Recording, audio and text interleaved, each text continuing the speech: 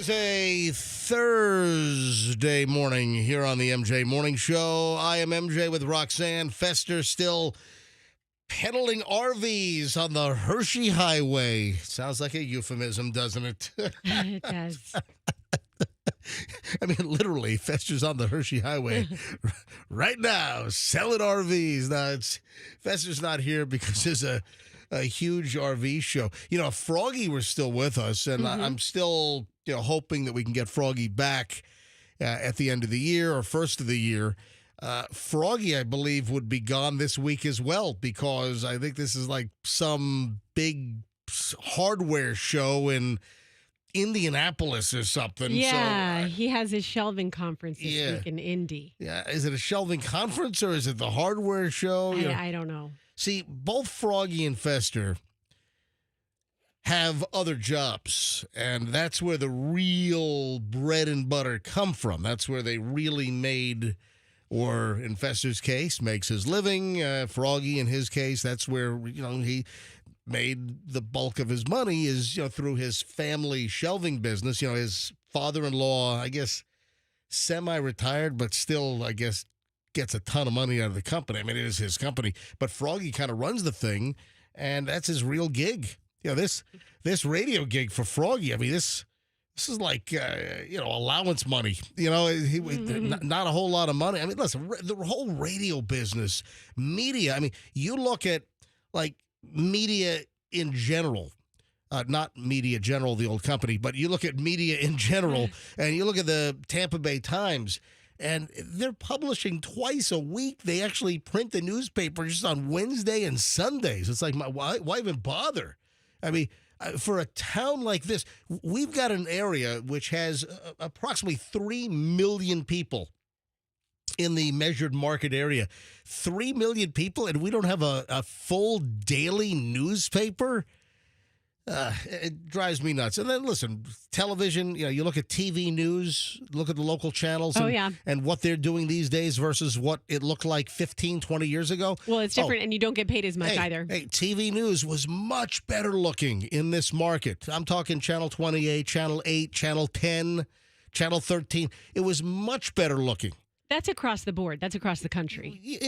For whatever reason, I see this market worse than other markets. I've seen markets in the country where they're smaller than us, and it seems that they're put together better as far as, the quality of the reporters. We're getting reporters that look like rookies. We're getting reporters on the local TV stations that look like they're right out of college, where they should be doing 10 years in smaller markets, working their way up to a big market like this, and it's not the case. It just seems that we've got a higher density of like rookies out there. It's weird because there are reporters on the air, and I'm talking all the stations right now, that you would never have seen them on the air here, maybe even 5, 8, 10 years ago. Man, you probably hated me when I started, because I started in this market. Oh, did you suck? Well, is anybody really great when they first start? I'm sure. I hope I got better over the years. I mean, that's the point of it. But I started fresh in this market. I made my TV debut in Tampa. Yeah, on what channel, though? It was a Bay News 9. Yeah, so. Well, that doesn't count. That's, Well, I mean, tell them that. It counts to them. It counted to me. I get it. I understand. Do you have some of your old reels? The same way that you want to download all of your stuff and record all of it and take you hours and hours. My mom has saved pretty much everything I've ever done on television. On VHS? Yeah, so we have all these VHS tapes. Really? Yeah. I want to see, does she have your first day or first week? I mean, I'm sure she does. Yeah. I want to see video of you. And were you reporting or doing sports? What were you doing? Yeah, I think it was your first week at Bay News 9. What were you doing? I was doing sports. So I was at a Bucks game, and I was interviewing fans in the stand, like in the end zones, about the game, and then I was going to a bar afterwards and interviewing them about the win. Did it look like you were right out of the high school announcements? Probably, yeah. Oh, yeah, we got to get that video. Oh, yeah. That would be funny, huh? Yeah. Go dig up some. How many VHS tapes does your mom have? She has hundreds. Does she still have a VHS? Does she still have a VHS machine? I'm sure she does. Because Yeah. I've got like 2 or 3 of them. Yeah. I've got like some high quality VHS machines just kind of put away in a box. Yeah. But yeah, go get some tapes. Dig through those. Let's put those up on our web. Let's make a Roxanne Rookie Week VHS collection YouTube channel. I mean, you can look at my YouTube channel, like my resume, and that's pretty old. That's floating around there somewhere. So it's 6:05 at the MJ Morning Show. Just getting rolling here on a Thursday morning. We've got the last VIP package to go meet Jason Momoa. Thanks to Lucans for giving us these packages. Listen, they set it up for us and had Jason Momoa call in on Tuesday morning, which was fantastic. Hey, where's my Jason Momoa little ID? Hang on a sec. If you missed it, look, Jason Momoa. This is proof of life on the MJ Morning Show. Hello, everyone. I'm Jason Momoa, and you're listening to the MJ Morning Show. And then a listener, sent me an email with a little MP3 attached, and he took the F-bomb and put it into... He put it into this. Hello, everyone. I'm Jason Momoa, and you're listening to the... So what he did you're was... listening to the bleeping. You're listening to the effing MJ Morning Show. So that's what a listener sent me, because in the interview, Jason Momoa, when we were giving away the first VIP package, Jason, he dropped a couple of bombs, including the F-bomb, which on the broadcast frequency of 104.7 FM, I dropped the F-bomb, meaning I hit the famous dump button, so nobody heard it if you were listening on the regular air, because I'm not allowed to let the F-bomb go over. But on streaming and on YouTube TV, on MJ TV, where we also are live right now on camera, it doesn't get cut out. When I hit the dump button, it's only on 104.7 FM that it gets dumped. So I guess our listener took the audio from either the stream or from our MJ TV YouTube feed, and it's... Hello, everyone. I'm Jason Momoa, and you're listening to the MJ Morning Show. And by the way, he really enunciated. He emphasized bleeping. He's like, "You bleeping one." Yeah, well, you could say effing. So. Yeah. I mean, he hit that hard. Yeah, he really nailed that one. Anyway, it was a good interview. It was great having him on, and he'll be in town on Saturday. Jason Momoa going to be at Lucans in South Tampa on Dale Mabry, just south of 275, just north of Kennedy. It's the Lucans Midtown location, Lucans Fine Wine and Spirits, and he's going to be doing a bottle signing for his vodka. And that will be this Saturday, 10:30 to 12:30. We'll give away another VIP pass, and these are VVIPs, or you get a VIP line on top of the VIP line. So MJ Morning Show listeners even get first access before the already great VIP line. So you get to go in, you get to meet Jason. You'll get a 6-pack of vodka. You'll get the 3 bottles autographed. So we'll give away another VIP package later this morning. Just keep listening. I could whip this thing out at any time here on the MJ Morning Show on Q105. All right, back in a second. Going to be a busy Thursday. Let's grab traffic, then we're back in minutes. Hang on.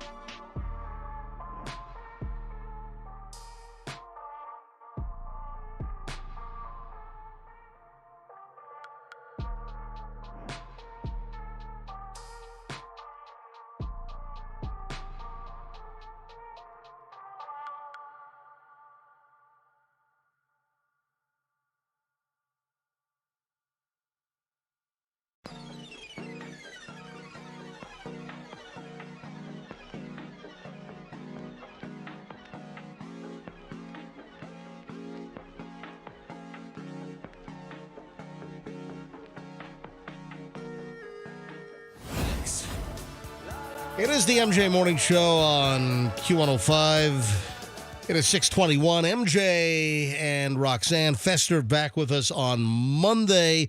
Although I will call Fester at least once this morning. In fact, the first time I'm going to attempt to call Fester will be 7 o'clock. Oh, what are we going to talk to him about? Well, I want to play a little game with Fester. I want to play Can Fester Guess It? Ladies and gentlemen, coming up in just a bit, Can Fester Guess It? Yeah, I just want to drop a hint or two on something. And, well, this was a very traumatic incident in Fester's life in the last year. Oh, so let's bring it up to him while he's trying to sell some RVs. Well, that's exactly what I'm going to do. This was ultra traumatic. And I'm just going to drop a couple little hints, a couple of little breadcrumby clues, and I want to see if Fester can guess it. So it'll be the maiden voyage of our brand new game show. Can Fester Guess It? Oh, speaking of game shows, we'll get into this later on. I guess people are really pissed off with Wheel of Fortune. Listen, I'd be pissed off if Ryan Seacrest were the host, which he now is. But apparently they screwed with the set. They made changes to the set.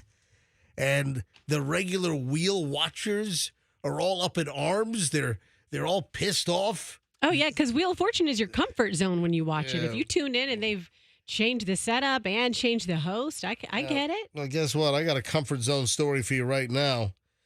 Well, I saw this last night. Actually, I saw this yesterday afternoon. You also saw this. I've got the New York Post version. I think you might have sent me the Daily Mail version. Mm-hmm. What is the very, very uncomfortable story that we both saw yesterday? I think I sent you the Yahoo version. And it was Shannon Sharp. Nope. That is Nope. Okay. No, that's not correct. The blender? Yes. Oh! Yes. I don't call that uncomfortable. I call that horrific. That's why I didn't guess that one. Come on. What? That's this is awful. Horrifying. This is awful. You know, it's what, 6:23. Is this the time to talk about it? Well, are we kind of just before breakfast, do you think? Yeah. When people are making their smoothies, how about it? With their blenders. Yeah. I can't even believe. It was one of those stories. I read the headline. I was like, "This is atrocious." Yeah. Just keep scrolling, and I go, "No, I have to go back and read it." When you think of Swiss Miss, what do you think of? Swiss Miss. Yeah. I think of the delicious hot chocolate drink. Yeah. Swiss Miss. Wasn't there a jingle? Swiss Miss Instant Cocoa. Wasn't there a jingle? Yeah. Hey, Andrew, see if we can find the Swiss Miss Instant Cocoa jingle from when I was a kid. Yeah, I don't know the rest of the words. It was like Swiss Miss. It was like some Heidi character with braids. Say Swiss Miss Instant Cocoa. There was something. Anyway, this does have to do with a Swiss Miss because this was a former Miss Switzerland finalist. Oh, God. You have the jingle? All right, hang on. Let me hear this first because this story is just so bad. This is terrible. All right, let me hear the Swiss Miss jingle. Hit it. Yodelay-hee-ho, Swiss Miss Instant Cocoa. What's the best way to start your day? Give a little yodel. Swiss Miss has lots of rich chocolatey cocoa and milk already in it. So all you do is add hot water and give a little yodel. Okay, gang, what do you do for a warm-up break? Swiss Miss Instant Cocoa. Yodelay-hee-ho. Yodelay-hee-ho. Well, guess what? I remember that now. Yodelay-hee-ho. Yeah. Oh, this is terrible. This husband hacked up his wife and put her in a blender.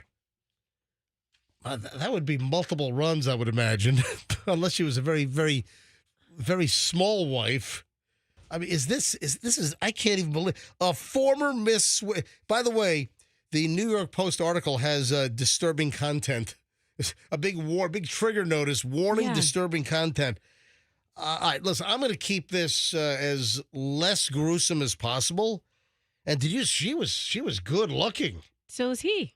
they're a lovely looking Man, couple. If that counts for anything, which it doesn't. I'm looking at some pictures of her. She had a body on her, huh? Yeah. Well, until she got put in a blender.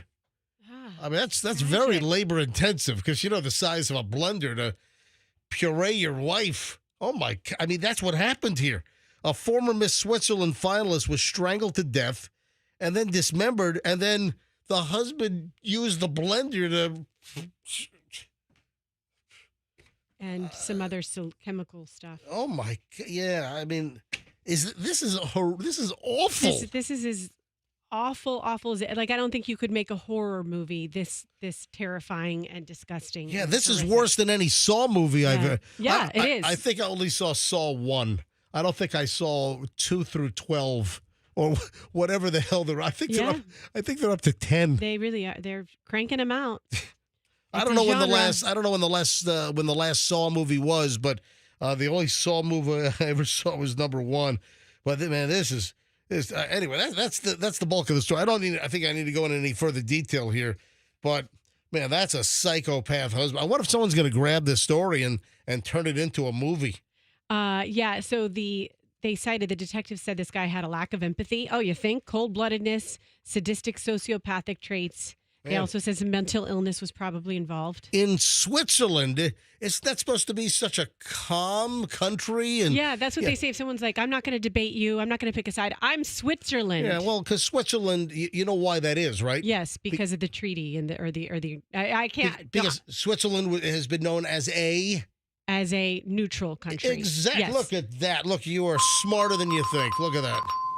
So, thank you. Okay, so I also have to say that I've been to this place, Lausanne. Yeah, we have too. We passed through there. So it's a lovely place. You just wouldn't think that a crazed, murdering blender guy. You just don't think. You don't think of psychopath, wife murdering blender guys who are in Switzerland. No, and they're posting photos, less than a month prior of them on a lovely family vacation. It's just. You see the picture of her kind of posing with a hip tilt in the tight leather pants. I find that very attractive, by the way, but obviously that configuration changed severely. All right. How does, listen to this, how does a bag of Cheetos, yes, that's right. How does a bag of Cheetos cause an environmental crisis? Is it the orange dust? Is that a clue? Well, I think that could be part of it. One bag of Cheetos caused like this major meltdown at the Carlsbad Caverns National Park in New Mexico, where Michelle and I and the kids, we visited that. In fact, this is a great story. Julian was like 2 or 3 and didn't want to walk. Michelle carried Julian for like 3 miles inside Carlsbad. We took the long loop and we did this long tour. And Michelle carried Julian, and I give her a lot of credit. But Carlsbad Caverns is amazing. I love caves. I love caverns and caves. I've been to Luray Caverns in Virginia because, I grew up a bunch of my life in Virginia. We've been to what's the Mammoth Cave? I was going to say. I know nothing of this I was going area. to say, what's the name of that big Mammoth Cave in Kentucky? That's right. Yeah, it's Mammoth. We've been to Mammoth, which is great. And then Carlsbad Caverns in New Mexico is just wonderful as well. A park goer at Carlsbad Caverns recently dropped a bag full of Cheetos in the caverns. The one bag of this, fire orange traffic cone colored, fluorescent almost, puffed corn snack. They say made a massive impact on the ecosystem in the cave. This is according to the park in a Facebook post. And the bag of Cheetos screwed with the whole ecosystem, environmental crisis. Why? Well, at the scale of human perspective, a spilled snack bag may seem trivial, but to the life of the cave, it can be world-changing, according to the park's post.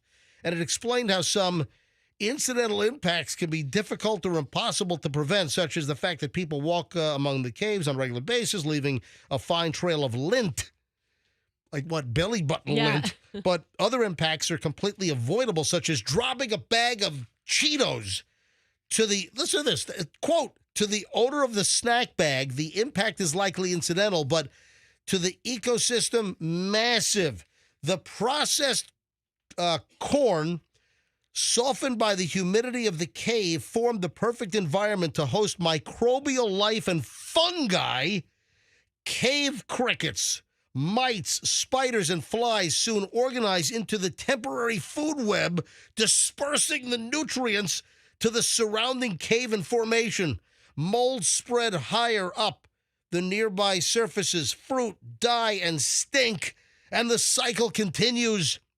Park rangers spent 20 minutes, a whole 20 minutes, removing the foreign debris and molds from the surfaces of the cave, explaining that while some members of the ecosystem that came from the Cheetos are cave dwellers, many of the microbial life and molds are not.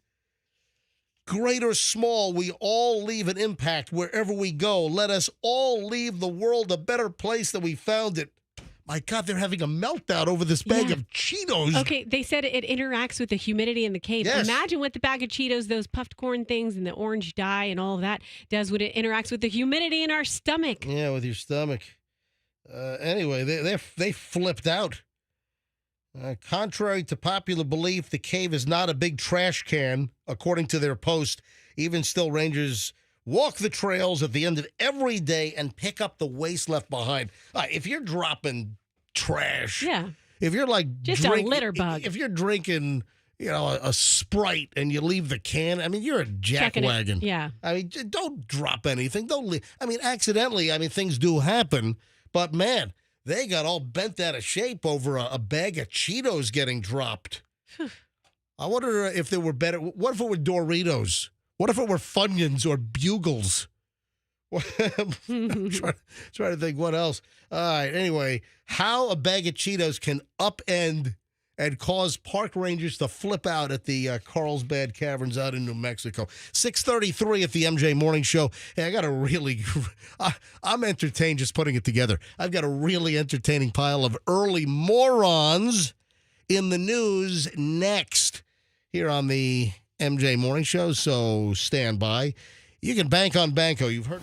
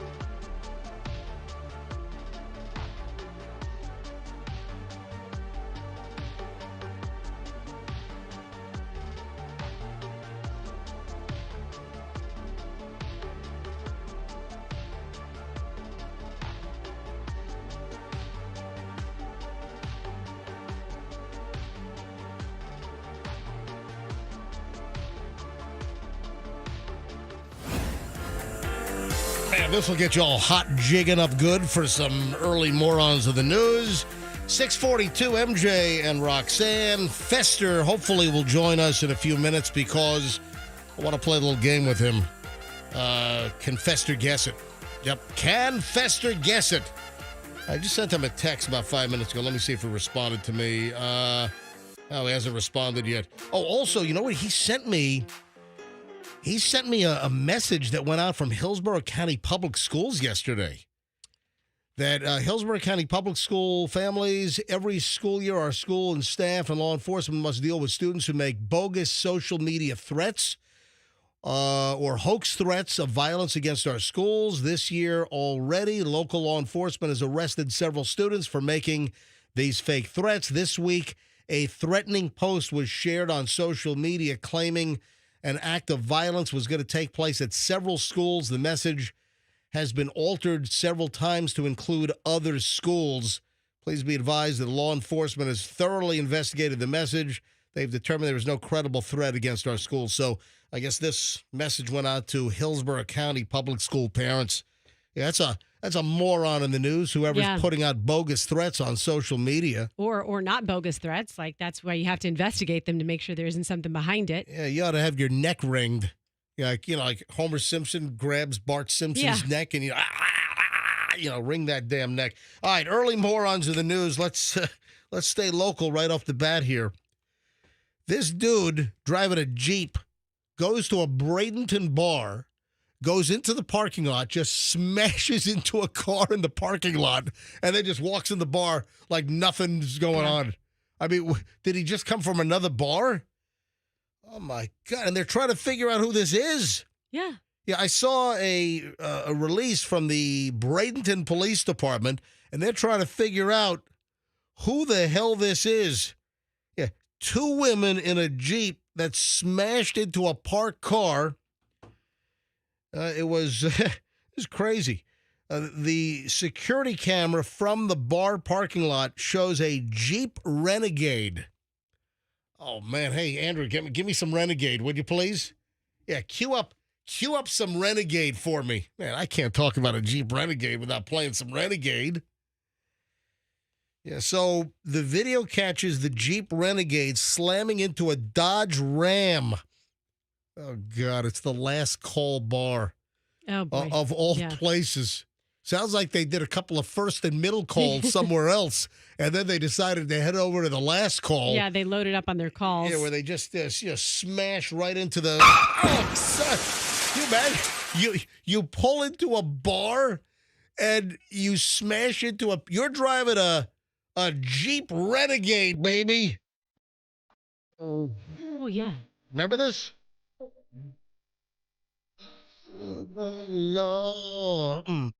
I like this song. This is a great song. You know who does this? Nope. You have no idea who sings this. No. Okay, how do you like this song and you have no idea who sings this? You can absolutely like a Here song. we go. Hang on a sec. Hang on. A little more.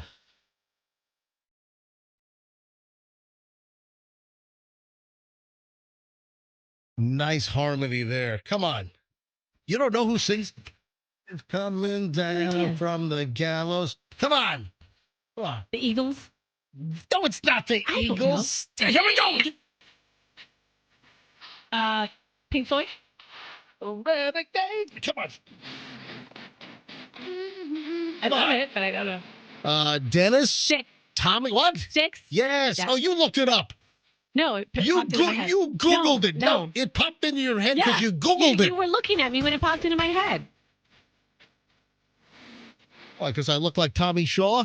I don't know. It just all of a sudden I was like, 6. Yeah, so Renegade, Jeep Renegade. So if you know who these women are, the Bradenton police would like to have a chat with you.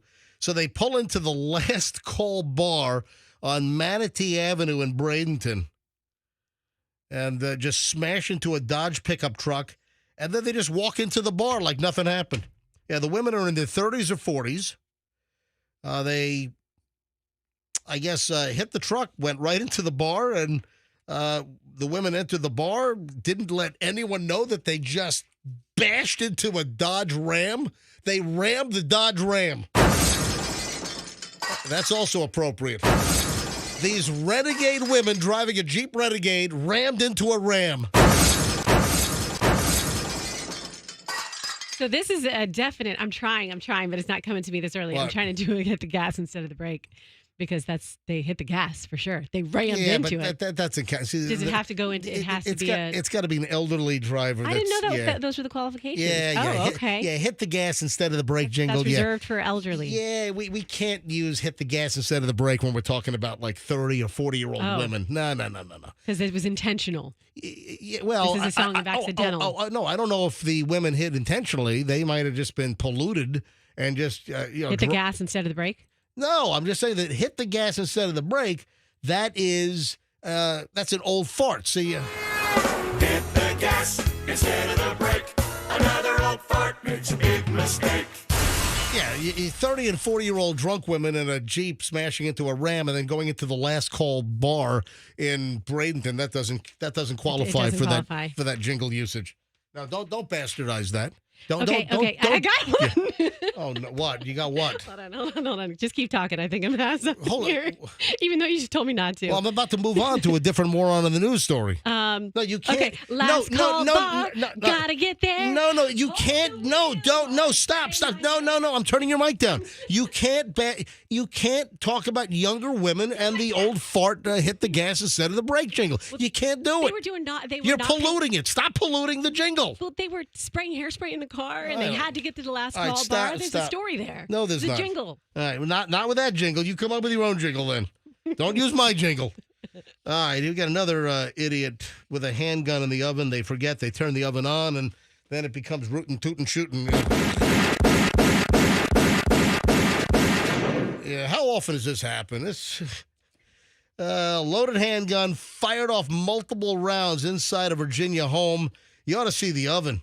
The glass is all smashed out in the front of the oven. I got to show this picture on MJTV. Hey, I'm going to hold this up right here. Okay. Look at the oven. Wow. The whole oven glass is all smashed out. Why? Because there was a handgun that was stored in the oven. They turned the oven on to preheat, I guess, for some Stouffer's lasagna, maybe. Right. And the gun goes off because the bullets got all heated and it blasted. You know, that could kill somebody. Can you imagine you're in the kitchen and you turn the oven on and then and also, I don't know if the gun had to be facing toward the glass. I would imagine the bullets could hit the back of the oven, then ricochet and then slam out of the glass. Yeah, this is a pure idiocy. Virginia, the Chesterfield County Fire and EMS warned community members in a Facebook post in all caps. You know they're serious.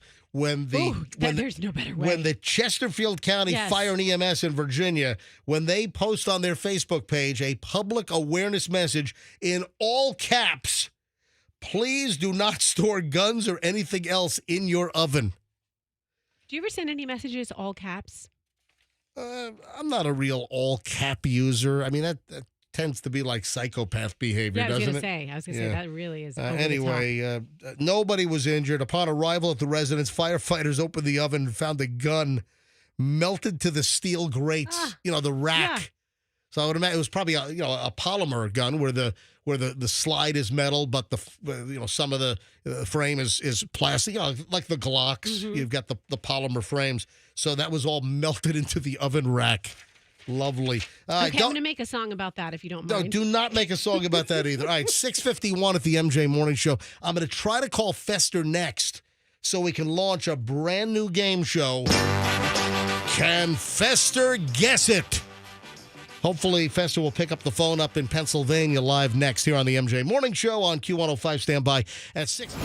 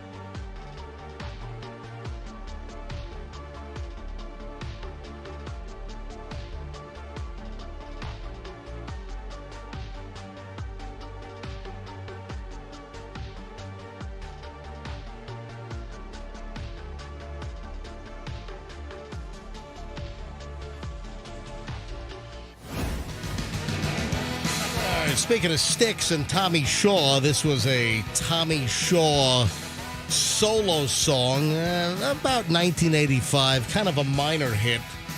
I always love this music. I think it makes great bumper rejoin music. All right, 7 o'clock at the MJ Morning Show here on Q105, and it is time to launch a brand new game show. It is affectionately known as Can Fester Guess It? All right, now this is something that's come up. Fester has discussed this before. If I give him limited clues, will he be able to guess exactly what I'm talking about? And then he'll have no problem telling you exactly what happened to him and how he has great regrets. So without any further delay, folks, Can Fester Guess It? All right, let me try to get him on the phone. He's up in Hershey, Pennsylvania right now. We're dialing live. We're going to drill right into the Hershey Highway here.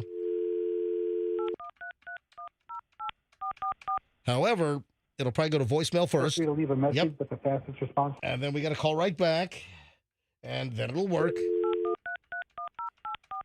There we go. Now it'll ring. Just like that. And then Fester will say, hello.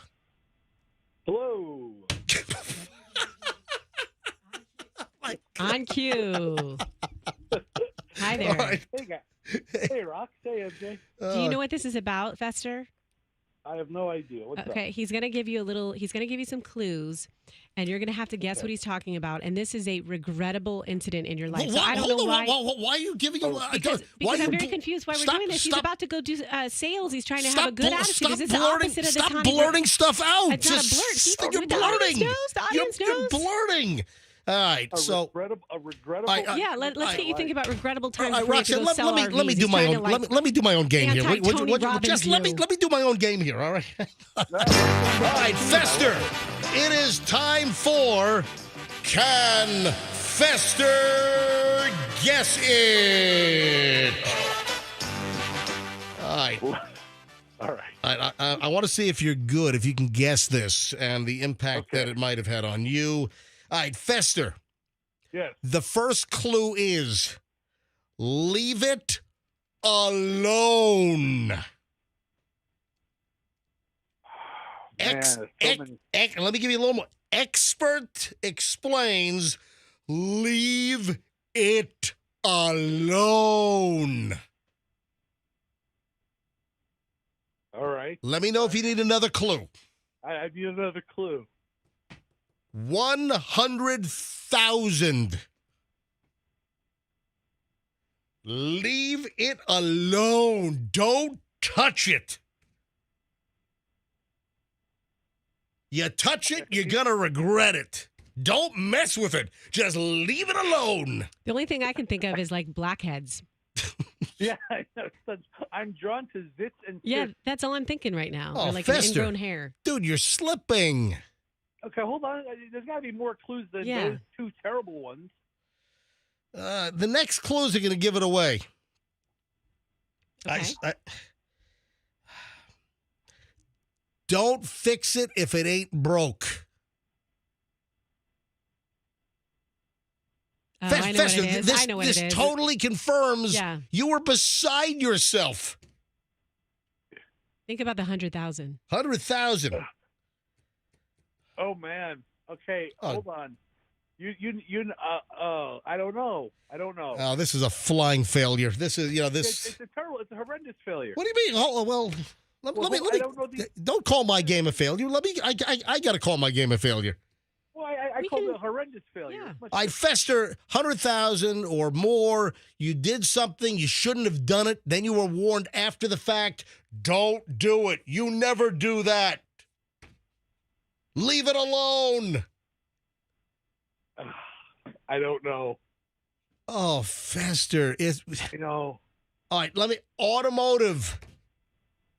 We're not talking about the tire, are we? No, automotive. No, yeah, automotive. Oh, Fester, dude, you're. How do I know it and you don't, Fester? Come on, drink some coffee, get your day going. This is a mind teaser to get you ready for this show. I'm wide awake here. That's not the issue. I'm trying to think.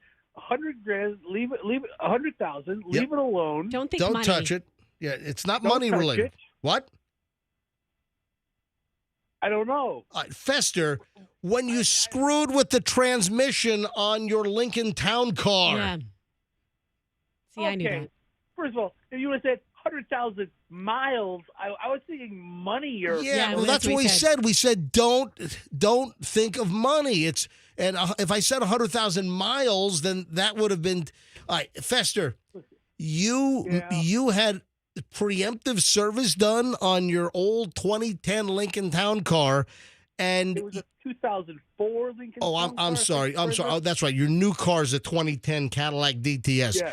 Your old 2004 Lincoln Town Car, you found out after the fact from an automotive expert. You on a high mileage old Lincoln Town Car, or in this case, it's I guess many cars. You don't. If the transmission is working, don't go in and try and service it like, I'm going to extend the life. No, you leave it alone. Expert explains why doing a transmission service on your car after 100,000 miles could ruin your car. Fester, what happened when you did transmission service that really wasn't necessary on your old car with more than 100,000 miles? What happened to your car? The transmission failed within a few weeks. Ruined. You ruined your car. it didn't drive above 35, 40 miles an hour And on the interstate. And Fester was on the interstate. Ladies and gentlemen, this has been the maiden voyage episode of Can Fester Guess It? And clearly, he could not. First of all, I have to say, Roxanne, Yeah. you set this up as one of the most regrettable decisions in my life. That's how he teased it. Okay, I'm sorry. For both of you guys, if I'd never made that decision, I would not be driving in my luxurious Cadillac now. Listen, you love that Lincoln Town car. I mean, listen, it wouldn't surprise me if you had relations with fluid entry points on that vehicle. You know? I can't. Listen, Can't first confirm of or all, deny that. Listen, what happens in the garage? stays in the garage. Hey, how are things going up in Hershey, Pennsylvania right now? You know what? Yesterday was a busy first day. I wrote one. I got one deal, so that was good. Good way to start the show. Got a lot of looky-loos, a lot of tire kickers and nose pickers. No time for them. Tire kickers and nose pickers. What type of unit did you sell yesterday? What was the sticker price? I sold a Winnebago Travato. Oh, that's $106,000. It's that's a good down payment. Oh, how much is the unit? I sold one that would cost $165,000. Wait, I was close. You sold a $165,000 SU or RV yesterday. That's good. A van, a $165,000 Dodge ProMaster van. Oh, wow. All right. I mean, yeah. So, then you got, and yesterday was the first day, so people want to come. They think they want to see everything. And, I mentioned this quickly yesterday. You know what you need? You need, and it's kind of far away. You need the Mega Millions jackpot winner to stop by and just buy up everything. I mentioned, I think it was, last week that I had mentioned that I was going to get in the game and buy a Mega Millions ticket because it was like in excess of like $600 million. Yeah. And then I didn't. I never bought a ticket. You missed out. And then on Tuesday, a Mega Millions ticket holder in Texas, just outside of Houston. In Sugarland. Yeah, one ticket, $800 million jackpot was won at the Murphy USA gas station in Sugarland, Texas. Wow, how about that? All right, Fester, you knock them dead again today. Go sell one of those, $500,000. Hey, what's the most expensive RV that you guys have on display up in Hershey at the big RV show? Oh, I think not in my area, but one area over, we have an RV that's like $950,000. Oh my God! Does it wipe your butt? What does that thing do for $9? It wipes your butt. It does. I bet it does. It probably has those toilets that do that. It's the American Eagle Ass Wipe 3000. The ass wipe. Hey, by the way, I mentioned this a little while ago. You sent me a screenshot of the letter or the email you got from Hillsborough County Public Schools. Yeah, I was just checking email, just farting around while I had a couple of minutes back in the hotel room, and it kind of just struck me. I've never received an email like this before, and the tone and the importance of it. And, I don't know if a lot of people are thinking it's a game. And you got this yesterday, is that right? Yeah, I received it yesterday and I'm in the Hillsborough County School System's email list, having 2 kids in the system. Yep. And it just kind of struck me like, holy cow, this is something that we got to talk about. Yeah, let me share this again. So Fester, as a parent of 2 Hillsborough County Public School kids, got an email, a message from Hillsborough County Public Schools. Dear Hillsborough County Public Schools families, every year our school staff and law enforcement must deal with students who make bogus social media threats or hoax threats of violence against our schools. This year already, local law enforcement has arrested several students for making these fake threats. This week, a threatening post was shared on social media claiming an act of violence was going to take place at several schools. The message has been altered several times to include other schools. Please be advised that law enforcement has thoroughly investigated the message. They have determined there is no credible threat against our schools. And then it cuts off, Fester. You didn't give me the whole message. I sent you 2 photos. I only got one. Oh. Yeah, all I have is one. So I don't have is there anything else important, or do I have the gist of the message? Just the fact that within the first couple of weeks of the school year, and I believe it was two female students that got in trouble. Oh, jeez.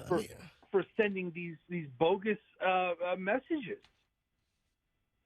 Of violence and threats to schools, and it's just unnecessary. It's ridiculous. Yeah, you go to school to learn, and I'd like you to learn right now not to be a freaking moron and make threats against your school. MJ, look at your text. I sent you 2 photos. I'm looking at them right now. I only got one. Only one came through. Swipe one over. Nothing swiping. Son of a bitch. Yep, nothing. I've only got because you have an iPhone, I've got an Android. Maybe that's part of it. Anyway, we got the gist of it.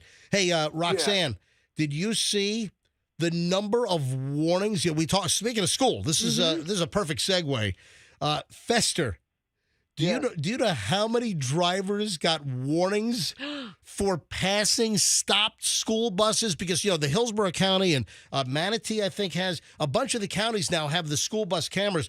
This is unfreaking believable. The number of drivers that this is the grace period. Yeah. The number of drivers that got warnings for blowing past the red flashing lights and the extended stop sign arm on a school bus. Do you know how many drivers in the first weeks of school got warnings? Okay, I feel like the first week itself, was it close to 5,000? I mean, no, that's too much. That's too much. Let me say, in the 2000s. The first week was in the 2000s. So what length of time are we looking at now, MJ? 3 weeks? Are we still in the grace period of 3 weeks? It was from the start of school until, I believe, just last week. So mid-August, and so about 3.5, 4 weeks, okay?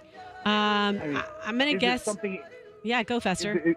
Is it like an insane number? It's it is jaw-dropping insane, the number of jackwagon drivers that blew past stop school buses with red flashing lights and the stop sign. How many? Is it 5,000? It is higher than that. Higher. Because it was my God. Yeah, Fester, I read this article. The first week of school, it was like between 3,000 and 5,000. It was crazy. So tell us, what's the number? Is it 7,500? It is higher. 10,000? What'd you say? 10,000? That's right. Yes. Wow. Yes. It's hard to imagine the manpower, giving all these warnings, right? I mean, this is like unfathomable. 10,000 drivers? All right, listen to this. 10,000 drivers. According to the Hillsborough County Deputy Superintendent, Chris Farkas, he said, we knew it was a safety issue with the cars passing stop arms. We've had over 10,000 warnings that have gone out over the last 4 weeks, according to the Hillsborough County Deputy Superintendent. Wow. So the grace period is now done.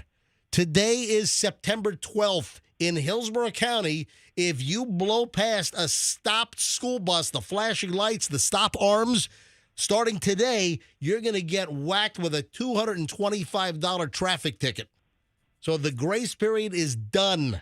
Flashing red lights, the stop sign out. Stop your freaking car, or I'm going to come to your house and I'm going to put an M80 in your gas tank and blow your freaking ride up.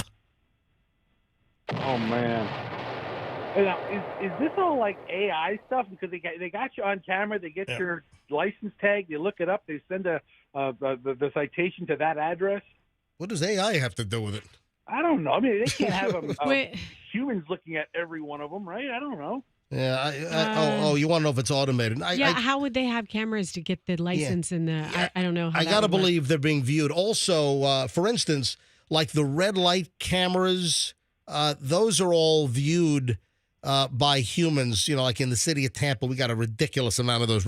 Listen, I don't run red lights. I've never gotten a red light violation in the city of Tampa, but they're all over the place. But I believe that humans actually look at those as well. So I would imagine it's the same thing. All right, Fester, have a great day, man. I got to take a break here. Good luck. Go sell some stuff, babe. Hey, Rox, if I don't talk to you again, have a great cruise. Thank you. Oh, yeah, I All got right. some questions about this cruise. All right, because Fester's back next week, and then Roxanne's out next week. All right, Fester, have a great day. Sell more units, buddy. All right. Smell you later. Sell that $950,000 ass scratcher 3000 or whatever it is. The ass wiper. The ass wiper 3000, a $950,000 motor home. All right. Goodbye. All right, bye. All right, Fester up in Hershey, Pennsylvania. You know, he works for General RV. That's his real job. Yeah. General RV is that huge RV thing right on I-4 in Dover that you see right off the side of I-4. And this is one of the biggest shows where people come from all over, and dealers from all over the country are there, and it's up in Hershey, Pennsylvania, like all week long, and that's where Fester is selling RVs. All right. Also, keep in mind that it's not just Hillsborough County. The grace period in Manatee County also is over. So if you break, and Manatee, is that because there are speed zones as well. In Manatee County, you've got the school speed zone cameras.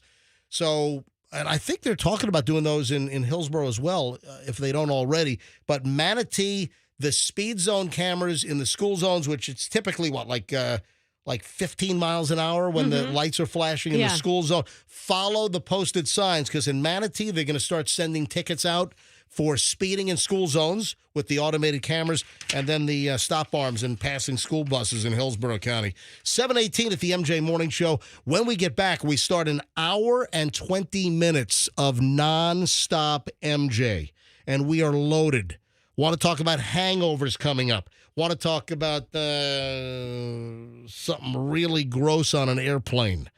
This is another gross, disgusting area that is germ-laden, and I've never talked about this. With all of the stories we've had, this particular piece of advice from flight attendants, don't even think about touching this. And I've never talked about this. Have you ever touched it? I have. I have. But there's an activity with this item on the airplane that you got to be totally aware of. And we'll give some inside secrets on OnlyFans. Got that coming. Anyway, this could be my favorite thing in the morning. How to tell if a woman is a psychopath. Yep. How to tell if a woman's a psycho. All that is coming up next, and a whole lot more. That's just a fraction of what's going to happen as we go uninterrupted for an hour and 20 minutes next on the MJ Morning Show here on Q105. Let me introduce you to twocollegebrothers.com.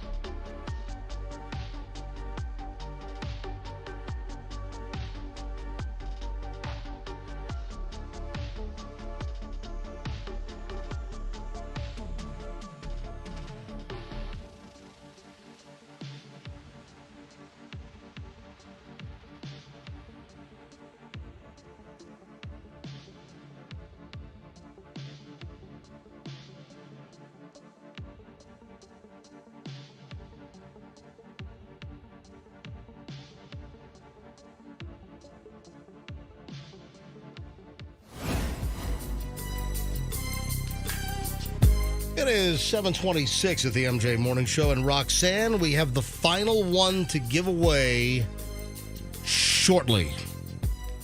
I know what that is, and it's awesome. What is it? Jason Momoa. Not to be confused. Sing that again, please. Jason Momoa. Yes. So we have the final VIP package to give away to meet Jason Momoa. We're talking Aquaman. You know, I had multiple people contact me because the first part of that interview that we did with Jason Momoa on Tuesday morning, in the very first part, I asked him, because he's pitching vodka, because he has a vodka brand out. He's got a partner named Blaine, and they have May-Lee vodka. And that's why Momoa is going to be in town, because they're pitching and they're bottle signing for their vodka brand.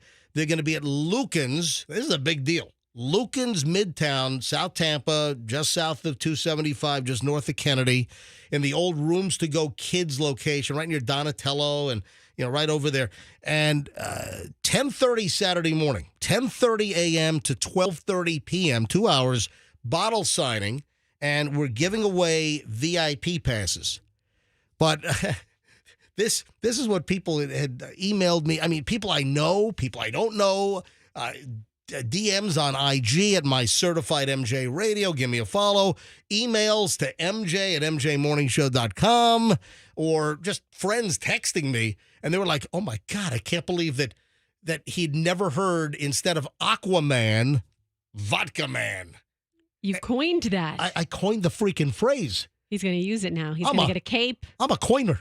I got to work at the Mint. I'm a coiner.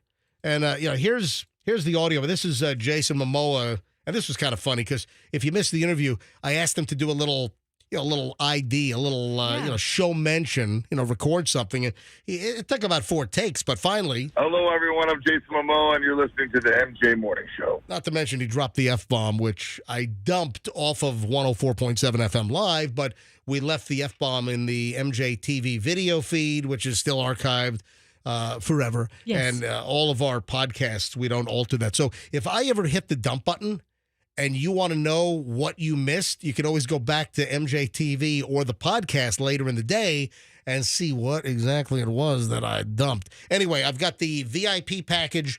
You'll get to this is VVIP. So they've got the regular VIP line, and then they have, for the MJ Morning Show, for our giveaways, it's going to be even earlier access than the VIP line. So it's like the VIP VIP line. VIPs of the VIPs. Yeah, so we've got another package to give away. It's you and 2 friends, so 3 total people. You'll get a 6-pack of the Meili vodka, 3 bottles signed, and it's this Saturday. Keep listening. Sometime during this long stretch, the hour and 20 minutes of nonstop MJ, I will give away the final package for this Saturday morning. Take a moment here, and I teased a lot of stuff, but I want to take a moment to talk about the Tyreek Hill detainment. Mm-hmm. He's sort of apologizing now. How did he say it? Well, I don't know if you've heard this. I haven't. Let me bring up the audio here, and this is Tyreek Hill at the presser yesterday, and this is getting a lot of attention. Tyreek Hill is star football player for the Miami Dolphins, and he was stopped for a traffic infraction on his way to the Hard Rock Stadium in South Florida last Sunday morning. It's like 10 o'clock in the morning, and I guess he was speeding. And there's even video of him flying. I don't know what kind of car he was driving. It was, hey, Andrew, can you tell me what kind of car? I'm sure it's in some of the story. He was driving some kind of an expensive, exotic car that was probably, $300,000-$400,000. And he gets pulled over, and he wasn't very cooperative. And, the cop was aggressive, yanking him out of the car. They cuffed him on the side of the road. Then some other players saw what was happening, and they stopped to try to de-escalate. I said right off the bat with the whole Tyreek Hill detainment and the whole situation, I said that I thought there was fault. On both sides is what you said. Yeah, I said, personal foul. It's going to offset. Offset, yeah. But Tyreek Hill was just not cooperative from the beginning. He rolled down his window a smidge, and then while the cop's talking, he rolled up the tinted window. The cop couldn't even see inside. You don't know what the hell is going on. Is the person inside the car grabbing a handgun? What are they doing? The fact is, just cooperate initially. Don't be belligerent. Don't escalate the situation. Just comply and do what you are instructed to do. Sort it out when calmer heads prevail. Instead, Tyreek Hill was not cooperative. Right. It's like, why'd you pull me over? And then he, opens his window a crack, and then he rolls it back up. He wasn't listening to the officer saying, roll the window down. I mean, we played the audio. I don't know if we need. Do I still have the? Yeah, I still have the audio here. But what is important to also hear is what he said at the press conference yesterday. And this is not a sports story. This is just, what do you do if you're pulled over by the police story? All right, listen to this. Because you're speeding. So he's asking, why are you pulling me over? And the cop, on the body cam says, because you were speeding. Because you're speeding. Move forward. All right, then the cop is tapping on the window because he rolled down the window, then rolls it back up, and the cop is tapping. Put the window back down. The cop doesn't know what's going on inside. Is there a gun being pulled out of a center console that's being pointed at the cop from inside? Hey, don't knock on my window like that, man. Why don't you have your seatbelt on? Don't knock on my window. Why don't you have your seatbelt on? Don't knock on my window like that, no. Like what? Don't knock on my window like that. Why you have it up? Don't knock on my window like that. Why you have it up? I have to knock to let you know I'm here. That way you can lower it and talk to you. Just get my ticket, bro, so I can go. I'm finna be late, man. Do what you gotta do. So he's like, why are you knocking on my window like that? And give me my ticket. I'm going to be late. Just give me my ticket. Keep it down. Hey. So he's still knocking. Then they yank him out of the car. Hey. Keep your window down. Keep your window down. I'm going to get you out of the car. As a matter of fact, get out of the car. Get out of the car. Give me that. Break that freaking window. Get out of the car. Get out of the car right now. We're not playing this game. Get out. Get out. Get out. And here's where it gets a little physical. Get out! Wow. What part of the don't you understand? Hey, Drew, I'm getting arrested, Drew. I'm getting arrested. He's on the phone with Drew Rosenhaus, the famous agent. Bro, God damn, twin. What's the alternative? I'm just curious what he was preferring that they do to get his attention to talk to him. Because he said, don't tap on my window. Are they supposed to mime it? Would you sign it? Roll down the window and cooperate. Don't roll the window back up. So Tyreek Hill escalated this. So again, the cops got aggressive. I would have toned down the aggression from the cops, but also Tyreek Hill, initially, he instigated this from the beginning. And I said that. When we tell you to do something, you do it. You understand? I'm getting out, you bro. understand? Not what you want, but what we tell you. You're a little confused. I'm getting out, bro. Too late. Chill, Too late. All right, bro. Take me to jail, bro. Do what you got to do, bro. We are. We will. Good, bro. Bro, you beating on my window like you crazy. You set him up? Why y'all beating on my window like y'all crazy for? Damn, yo, bro, dude, beating on my window. Anyway, so this went sideways fast. Hey, Andrew, what kind of car was he driving, and how much is that car? What was he in? It was some exotic. Yes, it was a black McLaren 720S. That's got to be, what, a $375,000 car? How much is that thing? Look up the actual. I think they gave away one of those on The Price is Right yesterday. I think that was at the Showcase Showdown at 11:52 yesterday. About 305. How much? 305. 305. Oh, so it was 305 in the 305. Because down That's in right. Miami, it's a It is a $305,000 car in the 305. Mm-hmm. Anyway, so here is Tyreek Hill. This is the update. Tyreek Hill at a press conference yesterday where he admits that he could have done things differently. And I said this from the beginning. I assign the initial fault is his for not complying. Hill was initially at fault. All right, listen to him at the Dolphins presser yesterday. I have family members who are cops. We've had conversations. Yes, I will say I could have been better. You know, I could have let down my window.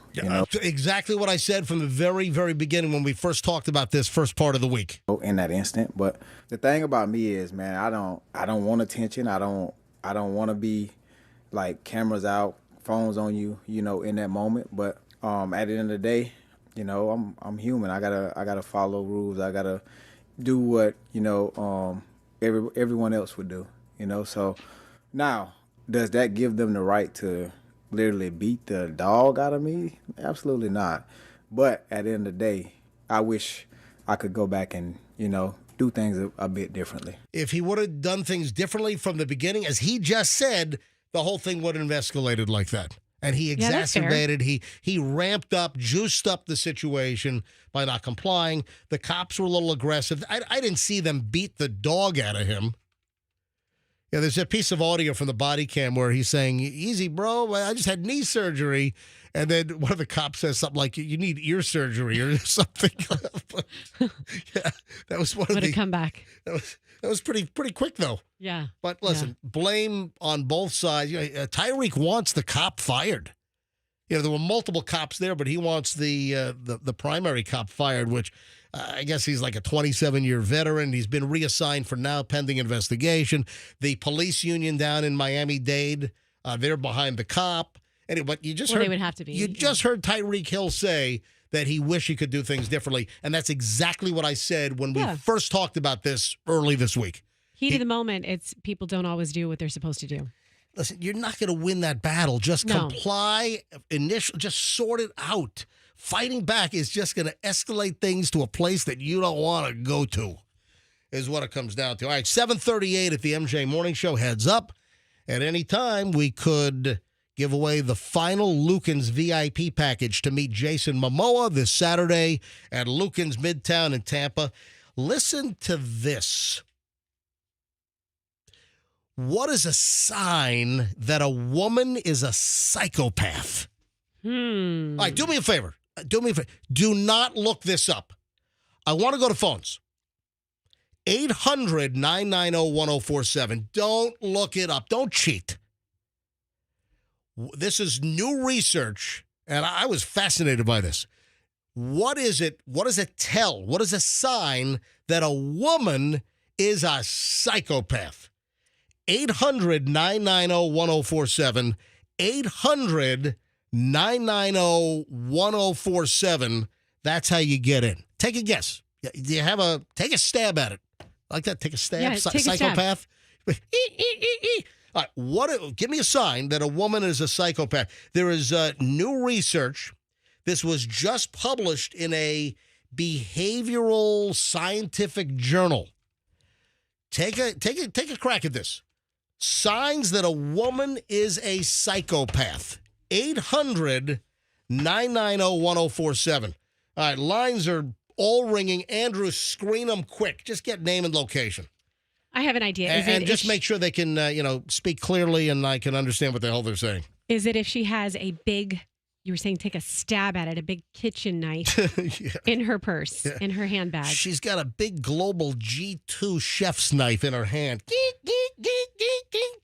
Is it that she twirls her By the way, that's the knife that we have in our kitchen that good. I was turned on to because that was Anthony Bourdain's favorite knife, as he mentioned in Kitchen Confidential. Is it if she twirls? I miss Anthony You Bourdain. miss Anthony? I liked Anthony Bourdain. All right, go ahead. Is it if she twirls her hair? Oh, like you're doing right now? You are. That's your tick. Seriously, you are my tick. No, I'm the parasite on you. Is that it? No, seriously, I watch you twirl your hair incessantly. I'm surprised you don't have like a Propecia bald spot over there. No, I do. You're I a probably twirler. do. You ought to. Were you ever in the twirling corps in the marching band? No. Were you a baton twirler in high school? I twirl my hair because I twirl it in the morning when I curl it, and then these keep the twirls. If you do a little loop-de-loop. Let me go to phones here. Oh, they're lighting up. Yeah, every line is Psycho lines. Every light is illuminated here. Tina in Newport Richie, welcome to the MJ Morning Show. Hi, how are you? We are well, Tina. Thanks for taking the time out of your busy day to phone us up. Tina, do you know what the sign is that a woman's a psychopath? So recently I have been making fun of a friend of mine because she listens to podcasts about serial killers and she can fall asleep to it and find it relaxing. My God, that's hysterical. She falls asleep to serial killer podcasts because she finds it relaxing? Yes, and I honestly believe she is crazy because she can do that. Yep. That is not the answer I'm looking for, but Tina, I'd be very careful of this friend. Do you want to out her? What's her first name? Her name's Alicia. Oh yeah, that's a psycho name too. Yep, Alicia Silverstone, total psycho. She's in San Quentin right now. All right, Tina, that is incorrect, but a great story. Thank you for sharing. Yeah, if you listen to psychopaths or stories about them when you fall asleep, if you laugh at them. Margie is in Winter Haven. Margie, you're on the MJ Morning Show. Hi. Hi, how are you? We are well. All right, what is a sign that a woman's a psychopath? I think somebody that does not have a conscience or lack of empathy. Yeah, those are all traits. No, those are all good guesses. Those are known traits for psychopaths. And you know what? I'm guessing that you are correct that those would be traits, but we're looking for something a little different, more specific, and something that I never heard of. Yeah. But thanks for guessing, Margie. I appreciate it. Liz is in Tampa. Hi, Liz. You're on the MJ Morning Show on 104.7 FM. Liz, what is a sign that a woman's a psychopath? I have a friend who enjoys going to the dentist. She says that she just relaxes every single time she's in the chair. Is it you and me who are friends? Because I do that as well. Say it again. What do you do? She said she goes to the dentist and relaxes. Oh. I like going to the dentist. Yeah. I wouldn't call it relaxing, but I like the feeling of getting my teeth. God. Yeah. Yeah, that's a little weird. My God, I would rather get a catheter shoved up there than Well, go no. to the dentist. See, that's your preference. I would hate to All get a right. catheter. All right. No, that is incorrect, but thank you for trying, okay? Thanks. Thanks, Liz. Have a great day. Bill's in St. Pete. See if Bill's had some personal experience here. Bill, what is a sign that a woman's a psychopath? I'm going to do only two more, then the big reveal is coming. Hi, Bill. Go. Hi, I'm going to say, only because I kind of study him a little bit, but the lack of head movement. Interesting you say that. There's something interesting that's somewhat related. I'm going to give you, for what I'm looking for, I'm going to give you the no, but keep listening because there's something you just mentioned that is related, which is kind of an ancillary item. So hang on, Bill, but a good guess. Thank you. Two more. I'll grab Jesse and then Brandon. Brandon's in Zephyr Hills. I want Brandon in Brandon. Or if there's a guy named Zephyr Hills in Brandon. Jesse in Odessa. Jesse, what is a sign that a woman's a psychopath? All right, so based on the last answer, I'm going to say people that shake their head no when they mean yes, or people that shake their head yes when they mean no. Incorrect. But listen, a very thoughtful guess. What were you calling originally about? Because obviously you just heard that while you were on hold. I was going to be about the people who watch the serial killer stuff. Oh, yeah. Plenty of people are fascinated that are not predisposed to be a serial killer. Like, that Dahmer thing on Netflix was tremendous. Michelle and I watch it. We're not serial killers, as far as we know. All right, last call, Brandon, and then the big revelation's coming unless Brandon has it. Brandon, hi, you're on the MJ Morning Show. How you doing? I'm going to say that pretty much them being quiet, like really, really quiet, not interacting. It just, being quiet can be a little bit creepy. Sitting in the corner, staring at everyone, saying nothing. That's creepy. Yes. Brandon? Incorrect. Turn up your radio. The answer's coming right now. All right. An unexpected signal, a tell that a woman is a psychopath. This is a new study. This was just published in the Archives of Sexual Behavior. Psychopath women are less likely to wear makeup. Really? Yes. Yeah, this is 1,410 respondents. They did a whole control. They went through a whole research project, and this is actually international. There's one element that's international. This was University of Sao Paulo in Brazil, and they found that women and cosmetics usage, there's a correlation. And the dark triad traits, Machiavellianism, narcissism, psychopathy, the researchers found that the women who wore lots of makeup, the women that were just slathered on, had tons of makeup, that those women scored high on the narcissism scale. But on the other end of the spectrum, women that scored high on the psychopath or the psychopathy scale were less likely to utilize eyeliner, blush, and lipstick. Because they're unbothered as to how they're perceived by others. They don't care. That could be, obviously one of the answers here. The findings, to some people might be, wow, that's interesting. Explain that to me. But what it comes down to is that here's the answer, and this will, I think, answer some of your questions. Psychopaths generally don't give a flying frig what others think about them. Yeah. And what their perception is. All right. So I said internationally. So you have, this element from the Brazilian university, but then listen to this. Then we have info from the University of New Mexico here in the United States. And I wanted to go with, I didn't want to give it away. The caller, was it Bill? Yeah, because you know what's crazy? I just Googled this, and I found a story from 4 months ago that was Bill's answer. Yeah, exactly. So Bill, you did well. Bill is not incorrect, but the first thing was I wanted to get the makeup answer, and nobody guessed that. However, Bill, you are correct in the sense that research from the University of New Mexico found female psychopaths are more likely to move their heads when they walk. So Bill had it. I just didn't want to Oh, that's not what I read. Yeah. What? Psychopaths are more likely to move their heads when they walk.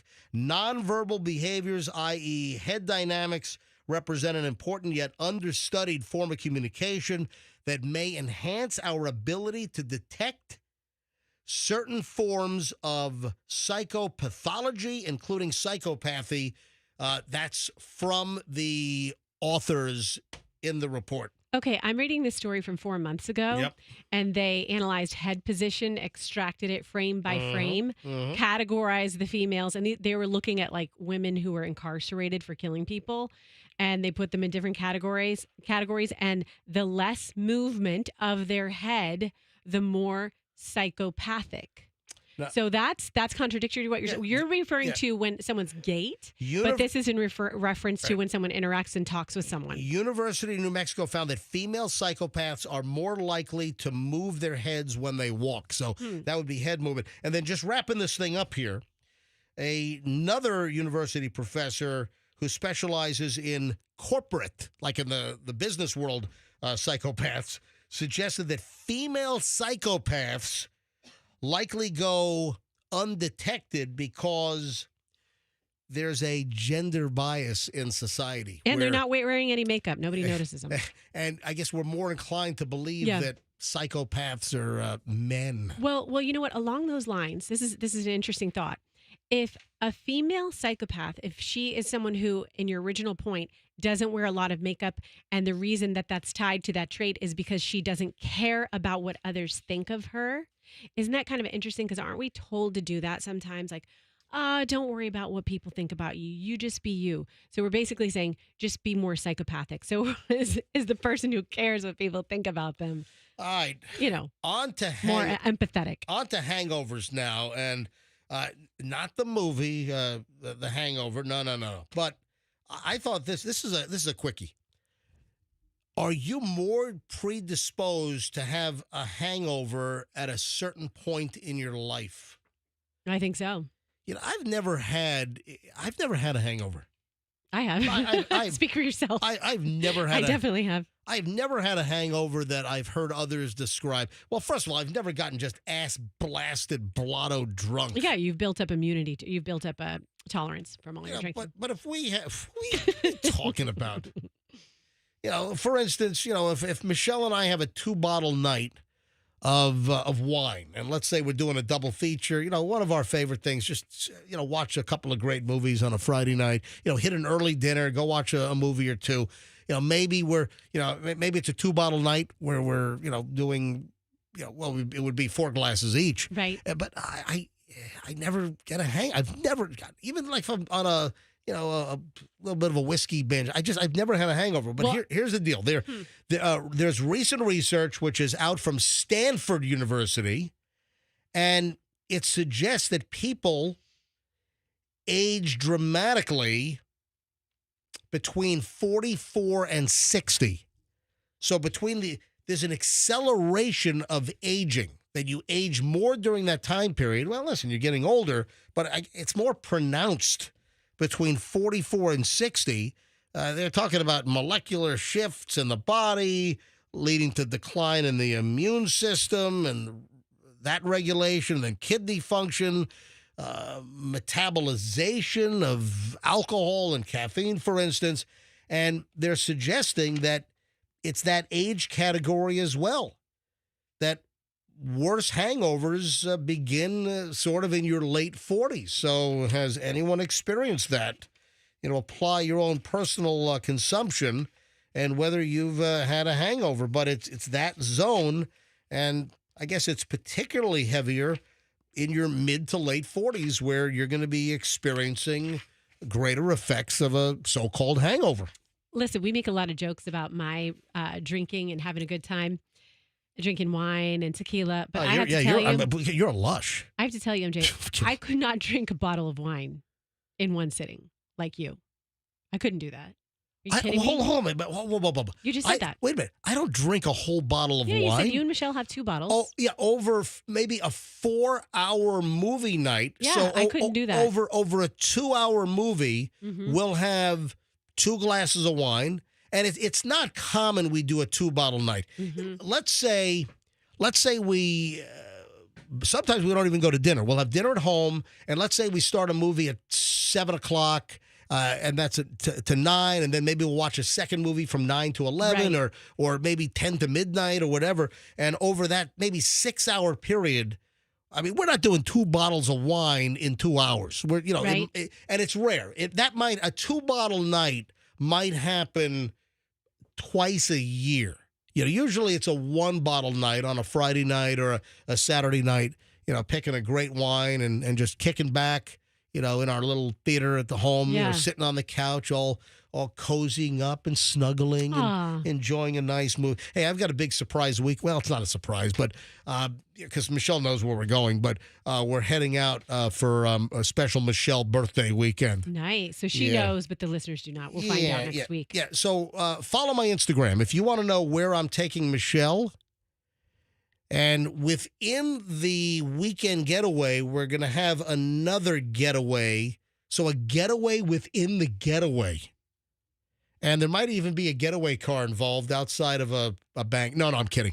But follow my Instagram because I will post stuff starting maybe even tonight and tomorrow and into the weekend, Saturday and Sunday, of the mystery trip that I'm taking Michelle on for her birthday weekend. So follow my Instagram, Certified MJ Radio. That's Certified MJ Radio. That's Certified MJ Radio. And also give our show Instagram a follow. That's MJ Morning Show. We post cool, quick video clips of the show every day.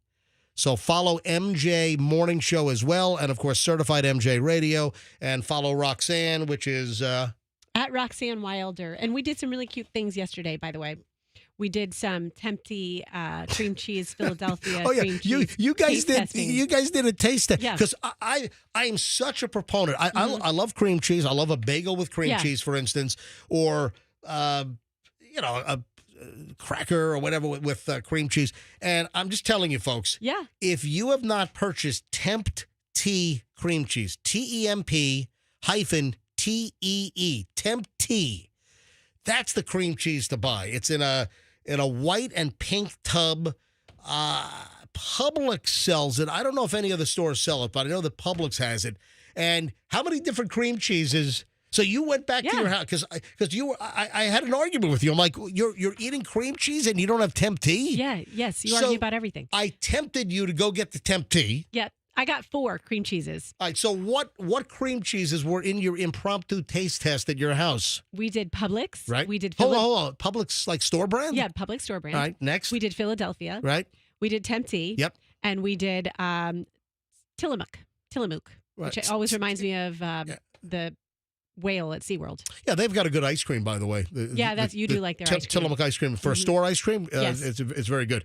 All right, so out of the 4 brands, tell me, Roxanne, which came out on top? Was this a blind taste test? It was a blind taste test. And who were the subjects that were tasting the cream cheese? Was it everybody? No, just me and Daviana because Evelyn doesn't like cream cheese. So it was just me and Daviana. All right. And MJ? Survey says, what was number 1 best cream cheese? Tempty. Survey says MJ's right again. Yeah. Look at that. Gotta give your palate some credit. I really do. That was good. I mean, I had my blindfold on and she gave me, we did it on wheat thins, and she gave me that Tempty, and I knew right away, I was like, I've never tasted this. It's almost buttery. That's how I would describe it as a cream cheese. It has like notes of butter. It's really good. Let me tell you right now that Publix, you want to see the power of the MJ Morning Show again? Publix buyers, attention, Publix headquarters in Lakeland. You will see an increase in Tempty cream cheese sales at your stores within our listening area because I, MJ, from the MJ Morning Show on Q105 Tampa Bay, has talked about Tempty cream cheese being the best, and Roxanne doing a taste test at her house yesterday, confirming that it was the best of the 4 they tried. Yes, and you know what else I confirmed? My kids are, I'll say when they're bad, I'll say when they're naughty. They are darn good game show hosts.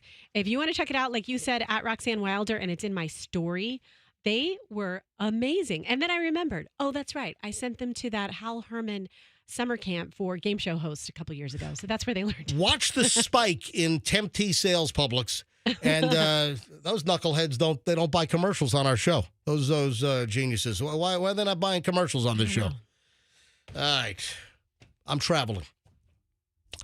I will not do that. This is one of the areas that I didn't think of. And listen, I think I'm pretty astute as far as a traveler goes. And we have talked about just the filthy, dirty places on an airplane. And I read another little article where a flight attendant says, don't do this. Do not touch this. And I'm gonna give you more detail in a second. In the past, we've talked about the tray tables are filthy. The latches to the tray tables on the seat back in front of you, filthy. The armrests can be filthy. There is another area on the airplane, and this will kind of give a little bit away. Flight attendant says, never, ever rest your head against this. Any ideas? As we approach 8 o'clock at the MJ Morning Show. Okay, well, you're not supposed to touch the tray table in front of you because it's filthy. And do you see some people just putting their head down there? I've already said we've already talked about the tray tables. But it's what you do with it. Okay, so it's not that. No, nope, it's not. The seat, the armrest. Nope. Oh, I know what it is. What is it? I just figured it out. What is it? The window. Yep, absolutely. That's it. Darn it. Yep. Yeah. Guilty. Flight attendant says people don't think about this. If you have a window seat, and for our travels this weekend, I think I've got a couple of window seats. Yeah, we got to go through Charlotte. Yeah, there were Breeze. Breeze would have been an option, but so we got to go through Charlotte on our little mystery trip. So we've got 4 flights. We got to take Tampa to Charlotte, then Charlotte to this other location, and then on the way back. And I think I've got a couple of window seats on a couple of the flights. And yeah, don't do this. Flight attendant says never rest your head against the window, the plastic window, and the window shade. So both are filthy. Apparently filthy. And what makes them so filthy? Do people lean against them and drool? Do the people touch them? Kids are touching them with poopy fingers. Mm-hmm. You've got people that are leaning and drooling and breathing on them and touching, and you got all the hands going on the window shade, on the lever, and it's just it's a germ factory. It is. If by any chance, folks, you're a microbiologist and you happen to have some kind of a swab kit and a petri dish, go ahead and take a swab sample and go ahead and run that in the lab and get back to me. And let me know what the bacterial count is. Let me know what the E. coli factor is. Ick. All right. So don't do and that. while you're at it, why don't you hit up some boar's head liverwurst while you're at it as well. Yeah, but the window and the window shade. And, folks get freaked out. The actual first layer of the window, that's not the window. Mm-mm. That is just a piece of it's like an acrylic or it's a piece of plastic. And then you have like a 3-inch gap, 2 in it, whatever it is. The actual window is beyond your reach. That's, the outside of the airplane. That plastic window that's just cosmetic. And it creates a little, vapor lock, in there. But, the window and the window shade are filthy. You might as well French kiss your toilet or a urinal at a bus station than touch that plain window, according to... Oh, you want to hear something disgusting? I think I just did. Oh, no, I got more. More, even grosser. People are whacked. And don't forget, we'll give away the Lucans package in just a bit. We have the final Lucans VIP package, and this is like elevated VIP. This is VVIP, or we've got a VIP line because, you can, I don't know if they have any, I'm going to call Chris from Lucans in a second to see if they still even have any VIP packages available. They opened up some more because they think they can manage things. But our giveaways will get you even premium access even before the VIP line. So we've already given away 2. Jason Momoa, when he was on the show with us on Tuesday, he gave away the first VIP package. We gave away one yesterday. We'll give away the final one in just a bit. This is gross. This woman posted on Reddit, and there's like a video going around. She's at a pool at a hotel, and there's a guy doing something, and she knew apparently right away. She's at the pool. This has got double grossness to it. She's at the pool. She hears a sound. She didn't see it right away. She hears the sound. And she immediately knew just from the sound what this guy was doing. Do you have a sound effect that you can play? I don't. Okay. I could try to imitate it with my mouth. All right. Spitting. Nope. No, I can't do it. I don't know.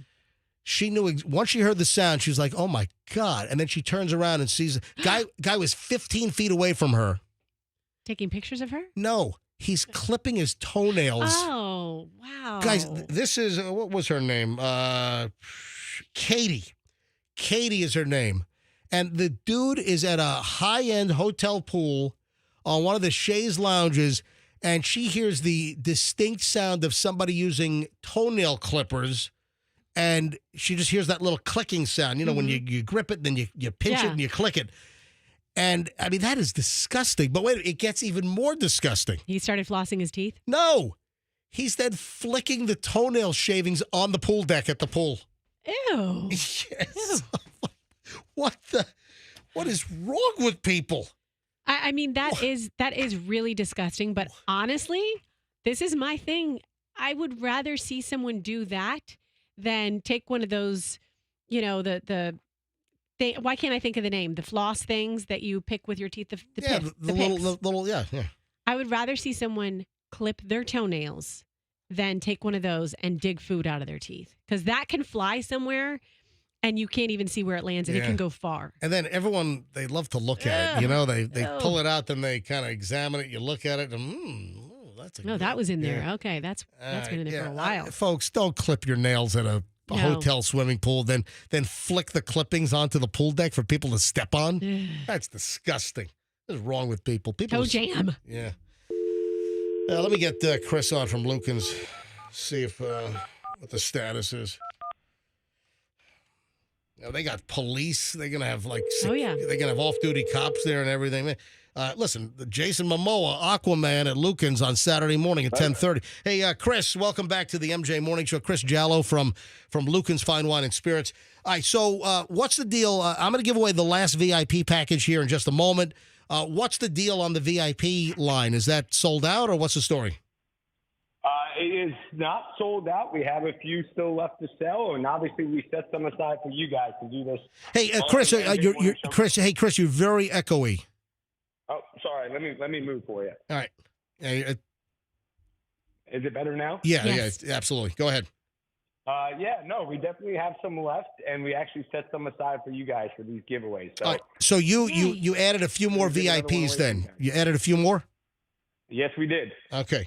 All right, so folks, if you want to meet Jason Momoa, they still have some of the VIPs available for purchase, and you get a whole 6-pack of the vodka. You get a whole 6-pack of the Meili vodka with 3 bottles signed if you get the VIP option, and that gets you and 2 guests, so it's a total of 3.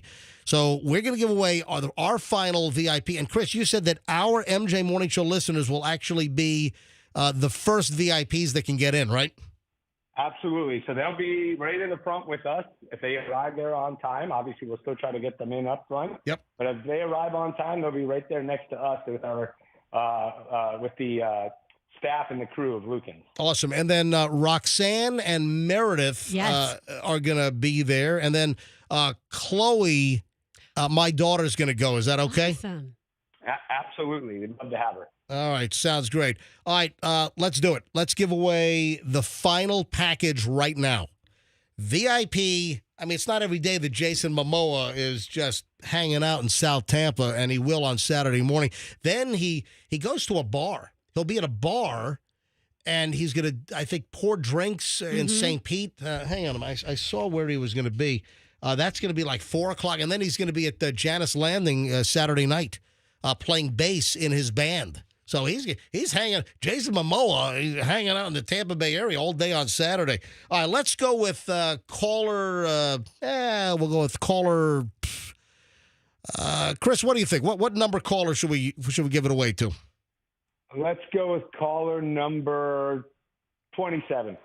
That's low. That's low. But give me a higher number. All right, 50. What about 54? All right, 54. That's it. All right, 54. Caller 54 right now. At 800-990-1047, 800-990-1047, and you'll meet Jason Momoa in the VIP line. You'll get a 6-pack of his vodka, the Meili vodka, 3 bottles autographed, and it's you and 2 guests, so 3 total people. Nice deal. All right, caller 54 right now, 800-990-1047 and clear your schedule Saturday morning because you got to be at Lucans Midtown in South Tampa at, before it opens at 10:30 on this deal, but you want to be there much earlier. Chris, thank you, buddy. MJ, they want to tell the listeners as well that if they can, ride share it. Uber, Lyft, whatever they can. Yeah. I mean, we expect it to be a little chaotic. I mean, we've had Mark Wahlberg, we've had Kendall Jenner. But, I mean, we definitely recommend the ride share to avoid some of the chaos at the parking. Yeah, it was when they had Mark Wahlberg there a couple months back, it was jammed. It was packed. So, again, parking is going to be limited. If you want to go there, take an Uber or Lyft or have someone drop you off and let them go to the mall for a bit or, go to Village Inn across the street and get some breakfast or, whatever. But don't park your car in the surrounding places because you might get towed. So that's a piece of advice. All right, Chris, we're looking for 54 right now, and I'll get you all the information in a bit. And thank you for taking care of our VIP MJ Morning Show listeners. Absolutely. We're a great partner and friends of the MJ Morning Show, so we love doing this with you guys. Thank you. Chris from Lucans. We'll talk to you soon, Chris. All right, thanks, MJ. Thanks, Roxanne. Looking forward to seeing you guys. Can't wait. All right, there we go. All right, Andrew is looking for caller 54, so we should grab that here in just a moment. Oh, we have a Dave Grohl update. Oh, we do, yes. Yeah, let me see where Andrew is. Andrew, what number are you up to? Andrew? Andrew? He's on the phone. That got his attention. Yeah. What number are we up to? What do you have? All right. You hear the phone ringing in the producer booth. We're almost there. Dave Grohl update. Dave Grohl, of course, from the Foo Fighters, and Dave Grohl made this announcement on social media earlier this week that he had a baby with somebody else while he's married to his wife. Had some kind of he stepped out, man, and knocked some woman up. And, well, the woman gave birth to a baby girl. Surprise! Well, a couple of things here. Dave Grohl hired a divorce lawyer before he revealed that he cheated on his wife. So he's hedging his bets. Yeah, so I want to win your chest back, but just in case. But also, I want to protect my assets. Dave Grohl's wife, Jordan Blum, took off the wedding ring. So there are pictures of Jordan Blum running around with no wedding ring. Hey, I'll give you the rest of this in just a minute. Let me just give away the prize here. Hi, good morning, MJ Morning Show. Who's this? Good morning. This is Robin. Robin, do you like Jason Momoa? Oh, my God, yes. Guess who is a lucky, lucky woman this morning? Oh, my God. My aching ass. Are you kidding me? You got it. You're going. You're caller 54. Woo! That's the year I was born, and I get to meet Jason Momoa. Look at that. You are in like Flynn. Oh. Yes. Awesome. Right. Yeah, so you're going to meet Jason Momoa. You'll get a six-pack of his Meili vodka. Lucans Saturday morning. It's 10:30 a.m., but you want to get there earlier to be able to get right up there in the VIP line. Congratulations. You said Robin, correct? Correct. All right, Rockin' Robin, you got it. I'm going to put you on hold. Andrew, oh, by the way, you get the VIP access. Do you have two other people you can bring with you? Absolutely. Who are you bringing? Absolutely. I'll probably bring my daughter-in-law and my boyfriend. Oh, awesome. All right, so it's you and two others. You'll get the VIP treatment, so you're even in the VVIP line, ahead of the VIP line. Yep. You'll get 6 bottles of the Meili vodka. 3 will be signed. You'll get a special limited edition Meili vodka poster. That's VIPs only. So congratulations. And thank you. And one more thing, MJ. Yeah. Jason took one of my friends to her prom. What? Yes. In Hawaii? No, in Minnesota. When did that happen?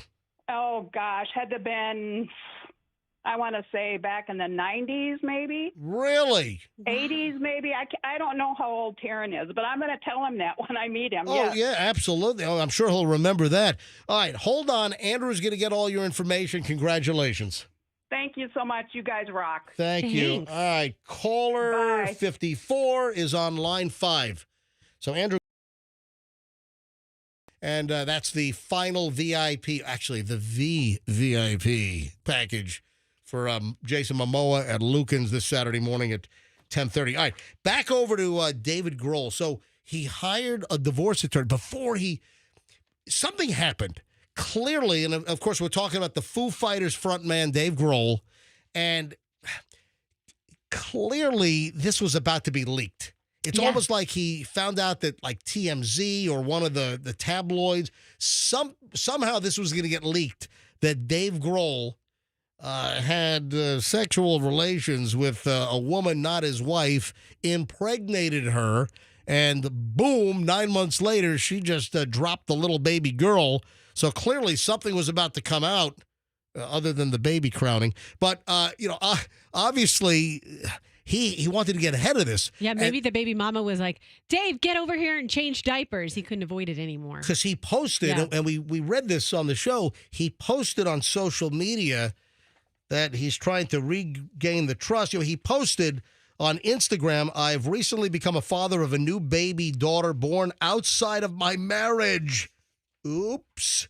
I plan to be a loving and supportive parent to her. I love my wife and my children, and I'm doing everything I can to regain their trust and earn their forgiveness. We're grateful for your consideration toward all the children involved as we move forward together. But before that statement was put out on Instagram earlier this week, this was Tuesday, 2 days ago, reports are that he already hired a divorce lawyer to help him navigate this. He knows he can try to earn that trust back, but it might be easier said than done. And then this is a little update from page 6. Dave Grohl's wife, Jordan Blum, ditching the bling. She's tossed the ring. 48-year-old was spotted without her wedding ring. Now reports are weeks before it became public. So she probably knew. Yeah. Yep. They were getting ahead of a story. Man, right. Probably some uncomfortable moments inside their house, huh? Yeah. Can you imagine that? I wonder when the wife found out that he was sticking his thing in. Well, and then the daughter, Violet, the 18-year-old, she's off social media. She doesn't want to deal with that. Yeah, and did you hear what happened with Violet? What? You're turning violet, Violet. Sorry. I wonder if she's like Violet Beauregard. Yeah, so that's the update on Dave Grohl. Now, this is a perfect segue. Oh, okay. By the way, everyone can stop calling here. Hi, good morning, MJ Morning Show. Yes, I was calling about the tickets. Yeah, we gave them away, but thanks for trying, okay? Thank you. All right, turn up your radio. Enjoy this quality entertainment. Hi, MJ Morning Show. Good morning. Hey, good morning. Yeah. MJ? Yes. Oh, I'm calling about the contest. Yeah, we gave it away like 7 minutes ago. Oh, that's too bad. Yeah, but listen, thanks for listening. I do appreciate it. Listen, you can still buy a VIP package or show up, Okay. I mean, you can get on the regular line or at Lucans on Saturday, or you can go on their website and get the VIP package. I may have to do that. Hey, I tell you what, it's just an honor to talk to you. It's an honor. It's an honor to talk to you. What's your name?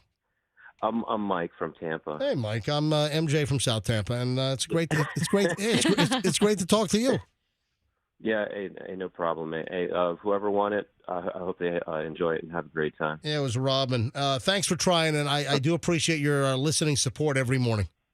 Hey, no problem. I enjoy your show. I think you bring a lot to Tampa, so we appreciate you. We appreciate you. Well, that's very nice words. Thank you. It means a lot to me. I mean, have you ever gotten a call from somebody who didn't win something and was basically a loser and said that many nice things? Really?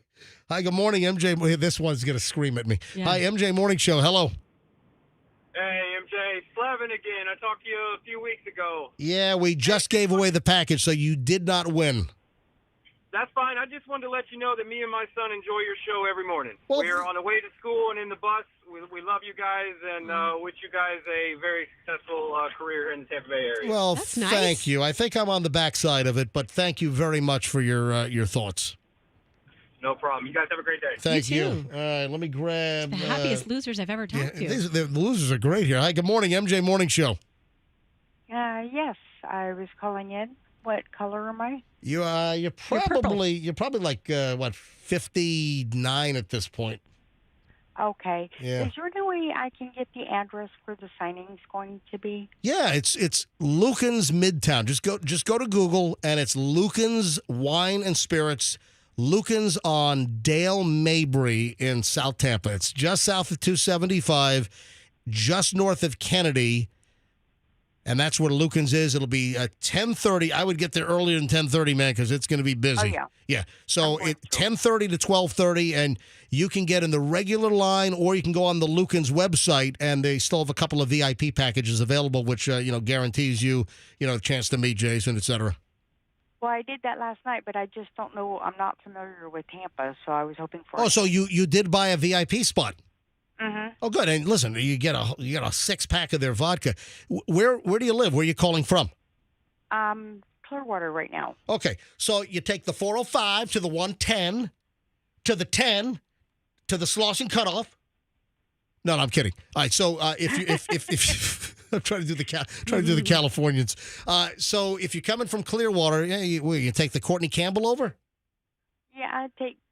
Yeah, the Howard Franklin. Okay, Howard Franklin. So take the Howard Franklin and then get off at Dale Mabry, go south on Dale Mabry, and it's going to be like less than a half a mile down on the right. It's right off at 275. Okay, great. All right? Thank you. All right, good luck. Look at Thank this. you. I feel like I'm the information desk at the airport, you know? You're so polite. Exactly. All right, so after the whole Grohl talk just a moment ago, this is actually a good segue.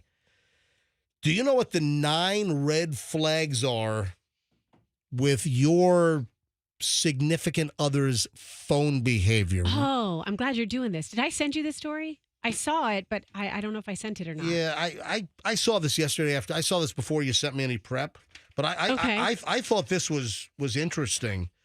That it doesn't matter whether it's a male or a female, and whether it's a male with a female with a male, females with females, males with males. These are the red flags, and this comes from a couples therapist. This is a relationship coach, Jonathan Van Vegan. And believe it or not, he is a carnivore, eats tons of cowboy ribeye steaks. Jonathan Van Vegan. So, can you imagine Jerry Beefeater it doesn't touch meat? You know that? Unbelievable. Unbelievable. All The irony. All right, so this Jonathan Van Vegan is a relationship coach, and this is actually, I think, a really good list. He's got 9 red flag phone behaviors that should be like glaring alarms, red lights if you see this behavior. And, I mean, some of these are expected, maybe some of them aren't. And let me give you the list. 9 red flags with phone behavior that ought to make you suspicious. This is according to a couples therapist. Number 1, not sharing passwords. My wife knows my password. Yeah. She won't give me hers. Doug and I have the same No, password. I'm kidding. I know. Yeah, I know. I'm sure you know hers. I know her password as well. So number 1, red flag, if they don't want to share the password. Your wife, your fiance, your husband, your boyfriend, your girlfriend.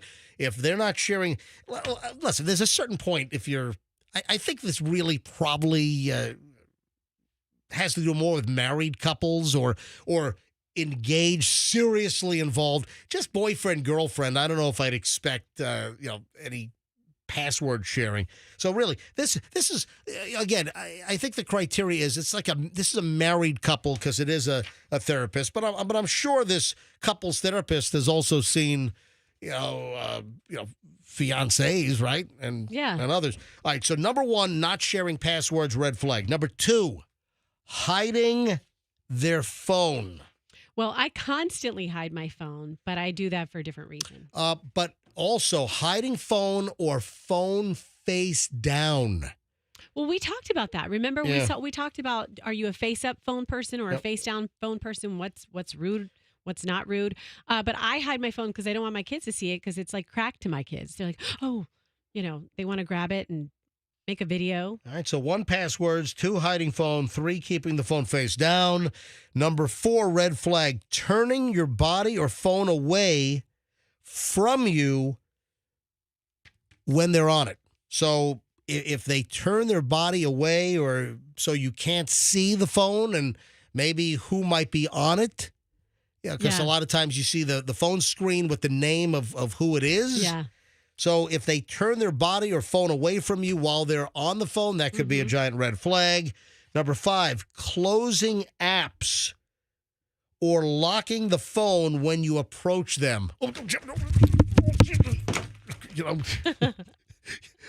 Just like a nervous, like flitty fumble with your damn phone.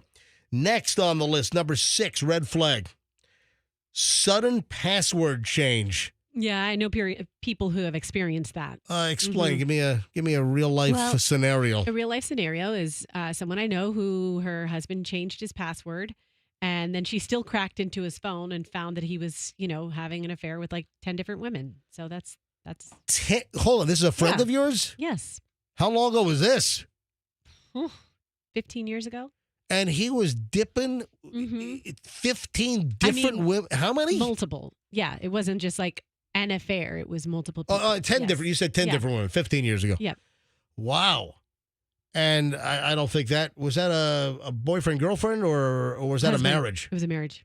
And that didn't survive, right? No, really it didn't survive. Was that good? Was that done? Yeah, it was done pretty quickly.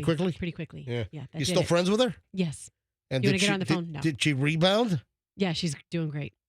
She certainly did. Yeah. What about the guy? No, he did not. He did not rebound. No. Did he jump off a bridge somewhere? He or? perished. Oh, speaking of the bridge, you see the Bon Jovi story? I did. How about that? A hero. That's a real hero. Yeah, we got to get to that here in just a second.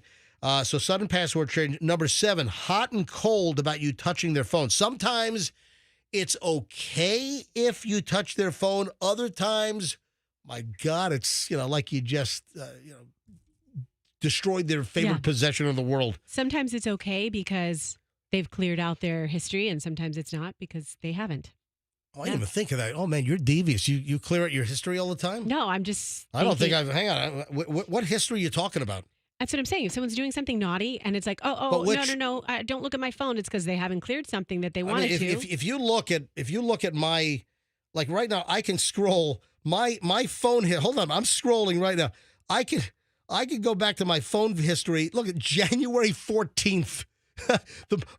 My phone history is there back to January. I just scrolled down to January 14th.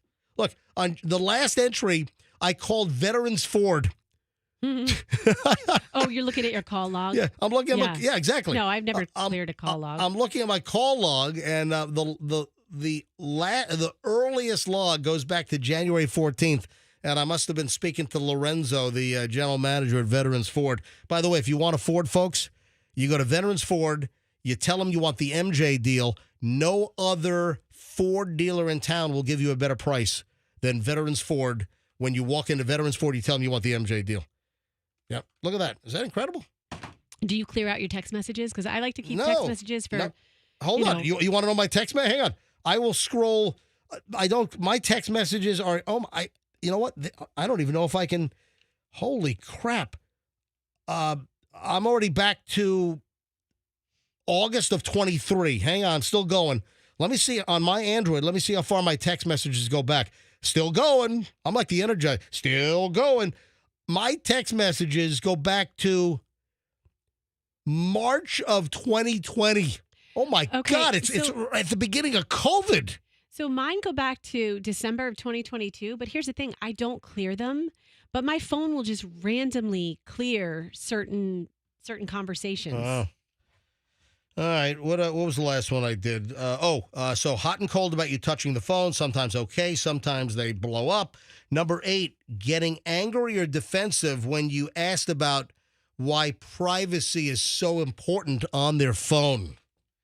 And then number 9, final one, red flag that something's going on with your significant other and their phone. Suddenly they become highly protective. Yeah, like if they sleep with it. They weren't protective. They didn't care. And then suddenly they're locking it down. Yeah. Like a maximum secure, like Supermax in Florence, Colorado. Yep. There you go. Some celebrity. What time is it? 8:20. Oh, we got time. 8:29 at the MJ Morning Show here on Q105, 104.7 FM. Hey, the Cash Kitty's coming back, so I'm excited about this. Me too. Yeah, Cash Kitty will make its return. Your chance to win $1,000 all the time. So stand by, Cash Kitty's coming back. She's litter box trained now, so she's not going to be peeing in the corner everywhere all the time now. So that's nice. I don't believe that for a second. All right, so Justin Timberlake, we had asked. I remember I noted that I bet you he gets a plea deal, and that's what's happened here. So Justin Timberlake has, I guess, been given a plea deal. So as far as the DUI, or in New York, it's DWI, driving while intoxicated. Do you know what Justin Timberlake says to the DWI charge? What does he say? You have any idea? I was high. Bye-bye. Bye-bye to the DUI or DWI charge. Hey, we don't know. Yeah, so it got pleaded down. What was it?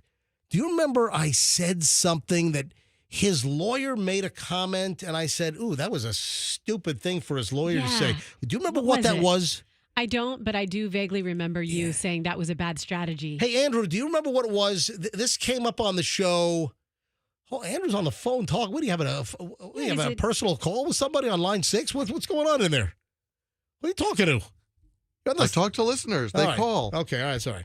All right, do you remember what it was that I kind of chastised Justin Timberlake's attorney?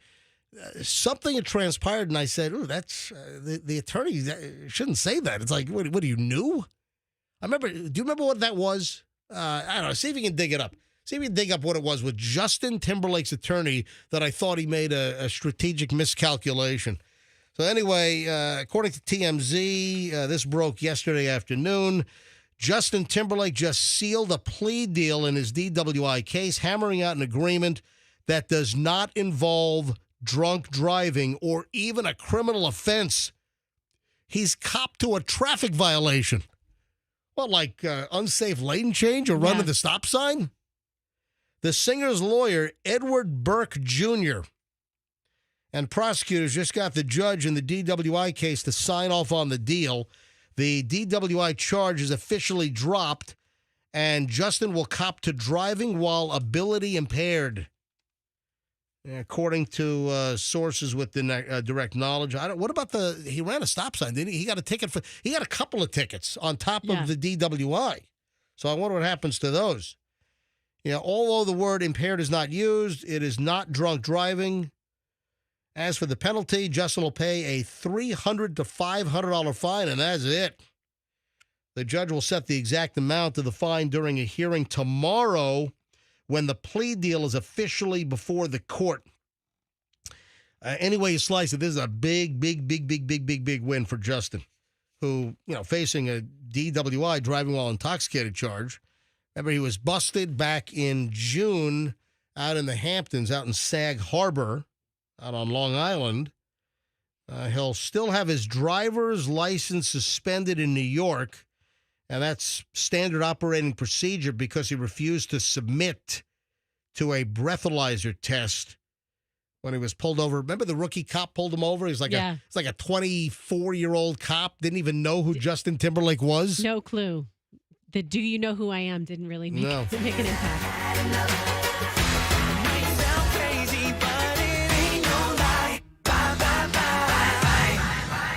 Was the cop so young? Bye Bye Bye was what year? Like 1998? So the cop. See how good you are. Yeah, I think Bye Bye Bye was 98. Or, it was 2000. 2000, all right. January 11th, 2000. Right. So the cop was like just born. Yeah. The cop could have still been in utero when that song was being played on the radio. Maybe his mom played it for him with belly buds. Yeah. Belly buds. Did you have those? Did you guys have those for the kids? No. Is that a thing back then? Yeah. We had death metal. We ran some, we ran some death metal on the baby buds on Michelle's baby bulge. Oh, they work. They work because I did one kid with him with like opera music, and she's got a great voice, and then I did the other kid without him, and she's got a voice like Mama. I don't think that has anything to do with it, but nature and nurture. Tell yourself whatever you want to tell yourself. All right, so license suspended, and like here in Florida, if you refuse to blow in Florida, if you say nope, I'm not blowing, I think you lose your license in Florida for a year. I think it's possible to get a hardship license sometimes to just drive back and forth to work. But, you see some folks on scooters out there, and if you have a DUI, you lose your license, there's a scooter under a certain horsepower that you're still able to drive. Anyway, Justin got off. Now, I wonder where his, you can only have one driver's license. So I wonder if his license, if he has a New York license. Good question. So because the story says that Justin will have his driver's license suspended in New York. So I would assume that's a New York driver's license. I can't imagine he has, because you're not supposed to have a license in any other state. Right. So I would imagine that means he can't drive anywhere. And I don't know how long the suspension is going to be, but in Florida, if you refuse to blow, I think you lose your license for a year, if I'm not mistaken. So that's a big, giant win. 8:35 at the MJ Morning Show.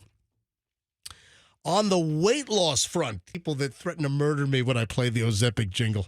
I apologize. So Ozempic maker is saying that they've got a pill coming out.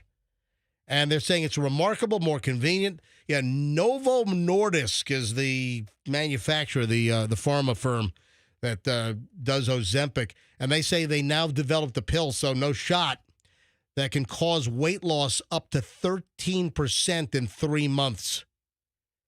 So it seems like they've taken the benefits of Ozempic and they now put it in a pill, and it's a appetite suppressing hormone, mimicking GLP-1 or whatever the technical mumbo jumbo is.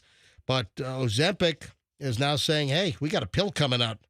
I'm sure that'll be appealing to a lot of people because some people are just needle averse and wouldn't want to do it the way that it's offered now. Yeah, I'm trying to see if it says when the pill's going to come out. Yeah, I don't see. Is it going to be cheaper? Gosh, I know people who try to get Ozempic. Oh, it's like $5,000 a month or something, right? Crazy, yeah. And insurance, unless in many cases here, and listen, I'm not a medical benefits expert over here, but unless it can be proved and your doctor says that the Ozempic is for diabetes, a lot of times if it's just for weight loss, they don't want to cover it. Right. But I guess there's some doctors out there and patients that they kind of, you're borderline diabetic. And I think that there is some game playing going on. But listen, there are some pills and some shots like Humira. Humira, it's like $5,500 a month. It's crazy. For the Humira injections. I don't know if it's still that high, but a couple of years ago it was. I mean, just ridiculous, high numbers. All right, moving along. I want to know what you would do in this instance as a mama. And then we'll get into the Jon Bon Jovi story because that's pretty impressive. Yeah, Jon Bon Jovi said to some woman, "I'll be there for you." Oh, he was all right. All right, first, though, what would you do? This is obnoxious. A woman, this is on a Reddit thread. So a woman, Reddit has everything. The Reddit platform, the Reddit subgroups, I mean, you name it, it is being discussed. If you want to know what you do when your number 5 button gets irretrievably depressed on your Sony RM302 remote for your Sony XR77 95L. You can find a whole discussion on it on Reddit. All right, so this woman goes on Reddit and talks about an experience she just had on a flight. She was flying with a 3-year-old child, and to entertain her kid, the mother gave the kid an iPad. Yep. Listen, I'm not going to get into logistics. You know, have a lot of, doctors and psychologists that are saying, your kid can have behavioral problems if you give them these screens and these iPads way too early. There are parents that are giving the kids iPads at 1, 2, 3 years old. And there's a movement and there's some research and heavy suggestion that you don't expose your kids to the screens that early. No. But listen to this. So mother's on a flight, 3-year-old kid on the flight. Mom gives the kid the iPad. This is a daughter, a girl. while traveling, keep the kid quiet, entertained, occupied on the flight. Here's the iPad. The mother gets approached on the airplane by another mother who says, please don't let your child have the iPad because I've banned my kid from having technology, and I don't want my kid to see your kid on the iPad. What do you do with ridiculous. that? Yeah, really? That's ridiculous. It's funny because I try to, I think I've told you this before, where my kids, it's not like they're not on my phone. They are. I'm not, sometimes they're just dying to see a video or dying to see a game, and I acquiesce. But we don't let them have them at the table when we go to restaurants. We don't let them, or of course at home, we don't let them have them in the car. So you don't let them be the babysitter of the kids? No, we want kids to do what they're supposed to do in the car. We want them to look out the window and read. You've got shock collars on your kids. Of course. Right. I just shock them and they get back into line. line. You guys went to Petco and got those shock collars, and you got those on your kids. Yep. Yeah. And snaps them right back into shape. Yeah. And we want them at dinner. We want them talking with people, even if they're not part of the adult conversation. They can figure out a way to entertain themselves. Having said that, if I go to a restaurant with other friends and those friends happen to give their kids iPads or phones or tablets or whatever at the table, I don't care. And at that moment, I will let my kids even watch it with them. And if they come home to me later and say, hey, how come so-and-so gets to do it and we don't? Because that's how we do it in our family. Can you but imagine? I'm not going to upset that other person if that's what they want to do. Let them have some fun. Can you imagine you're on a flight? No. And you give your kid an iPad to play with, and another mother says, please don't do that. I don't allow my kid to have technology. So you got to take the iPad away from your kid. Get the hell out my face. Yeah, you would think if that mom is so strict and she's adhered to all of that, and then she can tell her kid if her kid's upset because the other kid's on an iPad. No, we don't do that. All right, here's a little more of the story. On the mom. The unnamed woman posted on Reddit to describe the recent traveling experience and had this run-in with this other parent. This was on the Am I the Bleep Hole thread, and said that the other mom aboard the flight kept shooting her dirty looks after she distracted her daughter with an iPad. The anonymous Reddit user explained that she and her 3-year-old daughter were sitting across from a family who had a son, looked about the same age. When the boy saw the woman's daughter playing with an iPad, he burst into tears, prompting the other family to demand that the mom put her iPad away, take it away from the kid. Oh, my gosh. Yeah, and this sparked major outrage. The people responding is like, shut up. The woman then posts this on the forum, and people are responding. And, she wrote, just a little blurb about the story. And the other woman wasn't ready to let the situation go, made a shocking request. My daughter and I both put on headphones and were just blocking it out. The woman got my attention after a while and said that they weren't allowing their son to use the iPad on vacation, so no tech. So you got to take your daughters away. That is obnoxious. I mean, it's personal space. Like they're sitting in their own seat. They're not sitting on their lap looking at the iPad. If you want your kid to have the iPad on the flight, the answer is no. I can't believe that anyone would even approach anybody and ask. I mean, that is the nerviest, douchiest thing that I've heard in a long freaking time. All right, on to Bon Jovi. Wow. So Bon Jovi was shooting a music video in Nashville. And they're shooting on a bridge. And he helped talk a woman off the ledge of a bridge on Tuesday night. And this was caught on surveillance video. I guess a city or a Department of Transportation camera on the bridge. Yeah, according to local news, Jon Bon Jovi was taking part in a photo shoot or shooting video, whatever, at the John Siegenthaler pedestrian bridge in Nashville when he spotted a woman hanging off the bridge as if she were about to jump off the bridge. And then surveillance footage showed Jon Bon Jovi and another bystander approached the woman before taking her off the ledge and helping her over the railing and bringing her to safety. After the woman was safely over the barrier, you see that they're embracing. That like Jon Bon Jovi and the woman are hugging each other. Wow. Yeah, Metro Nashville police uploaded the surveillance footage to YouTube, but it was quickly removed from the platform for violating community guidelines. Why would that violate community guidelines that Jon Bon Jovi and another person helped save a woman from jumping off a bridge and committing suicide potentially? Wait, who has it? What community guidelines have a problem with it? What? It was taken off of YouTube. So the Metro Nashville police put the surveillance footage on YouTube, and YouTube took it down for violating community guidelines. What is it? They don't want copycat behavior, or they don't want to, suicide is not really I understand it's a touchy subject, but that's a positive end. Of course it is. That doesn't make any sense. No. Hey, here's a post from the chief of the Nashville Police Department. A shout out to @Jon Bon Jovi and his team for helping a woman on the Siegenthaler Ped Bridge Tuesday night.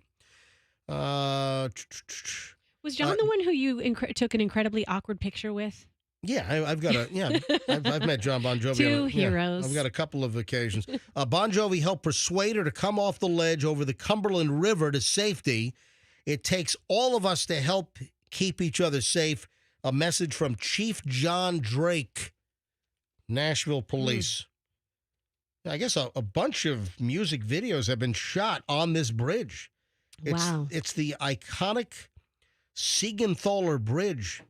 This John Siegenthaler, was it son or grandson that went? He was like an NBC News anchor, right? Okay, yeah. Remember John? Whatever happened to John Siegenthaler? Where'd he go? So one of the offspring of, I think, the Siegenthaler Bridge namesake is the John Siegenthaler III Jr., whatever the hell he is, that was on network television for a while back in the 80s, 90s, maybe early 2000s. Yeah. So numerous music videos have been shot on this bridge, including You and I, Dolly Parton, Thomas Rhett's Crash and Burn, and Big and Rich's Save a Horse, Ride a Cowboy. That's a country music song if I ever heard one. Save a horse, ride a cowboy. You've heard it before, right? I have not. You haven't heard that? Well, the funny thing is you just sang it to the tune. Did I really? Yeah. Well, that was good. They all sound the same. That's exactly how it sounds. They all sound the same to me. Could have fooled me, yeah. Thank you, Jon Bon Jovi. It's very nice. And then, Jon Bon Jovi said,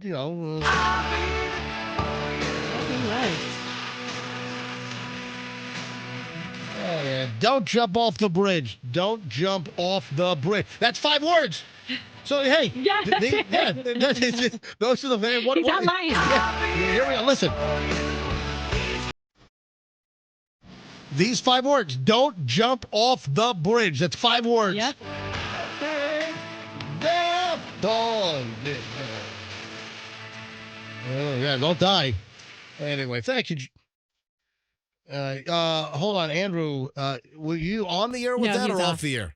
Yeah, Andrew, just when you say, just turn your mic on. Say that again so everyone can hear you. 5 words. It's a long way down. Oh, I thought you meant that it was a long way down from the bridge. That's what I was saying. That's what he's saying. It's a long way. That's also 5 words, yeah. But is it a long way down?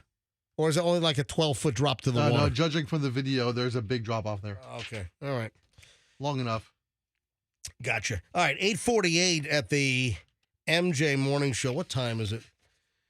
All right. So this technically brings to a close over an hour and 20 minutes of nonstop MJ. So I think this is a good stopping chunk. All right, that was a good run we just had. We do at least an hour and 20 minutes nonstop every single day. All right, coming up. Do not attempt this if they're about to repo your car. Also, Roxanne, you're going to be out all next week. Yes. And I've got some serious questions. Well, I may or may not have answers. Well, no, you need to have the answers because I'm not going to waste my time and interrogate and not get answers. All right, so you're going to be out so next. This is an interrogation? I never said it was an interrogation. You just did. You said, I'm not going to waste my time interrogating you. Roll the tape back. I never said those words. All right. So do not try to thwart a repossession of your car with this tactic. Oh, you got to hear this forking story. I got This is ridiculous. This is an Instacart story, and the driver, you got to hear this, coming up in just a bit. Also, when do bartenders say that the worst customers come out? We'll get to that coming up in just a bit. Anyway, we got a lot. I can't even get into everything coming up, but it's next. Don't move. Make sure you always figure out a way to take us into the office or keep listening in the 9 o'clock hour, which is next. You can listen to us on 104.7 FM. You can listen to us on your computer. Just go to mjmorningshow.com and click on the red button on the top right that says Listen Live. Listen right over your computer speakers. We're on the streaming platforms. You can listen on, I just search for Q105 Tampa Bay. You can listen to us on your phone. There's a ton of ways to keep listening, and you should next here on the MJ Morning Show on Q105.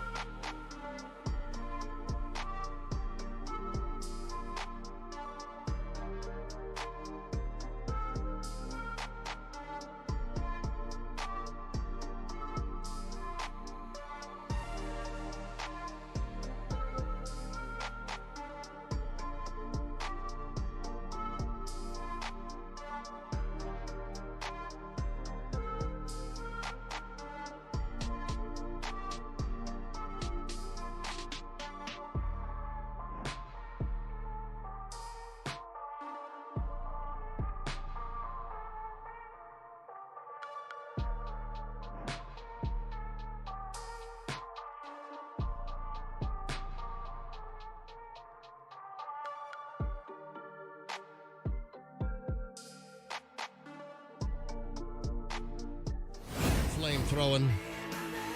9:01 here on a Thursday. Call the Cake Girl in just a moment. Stand by.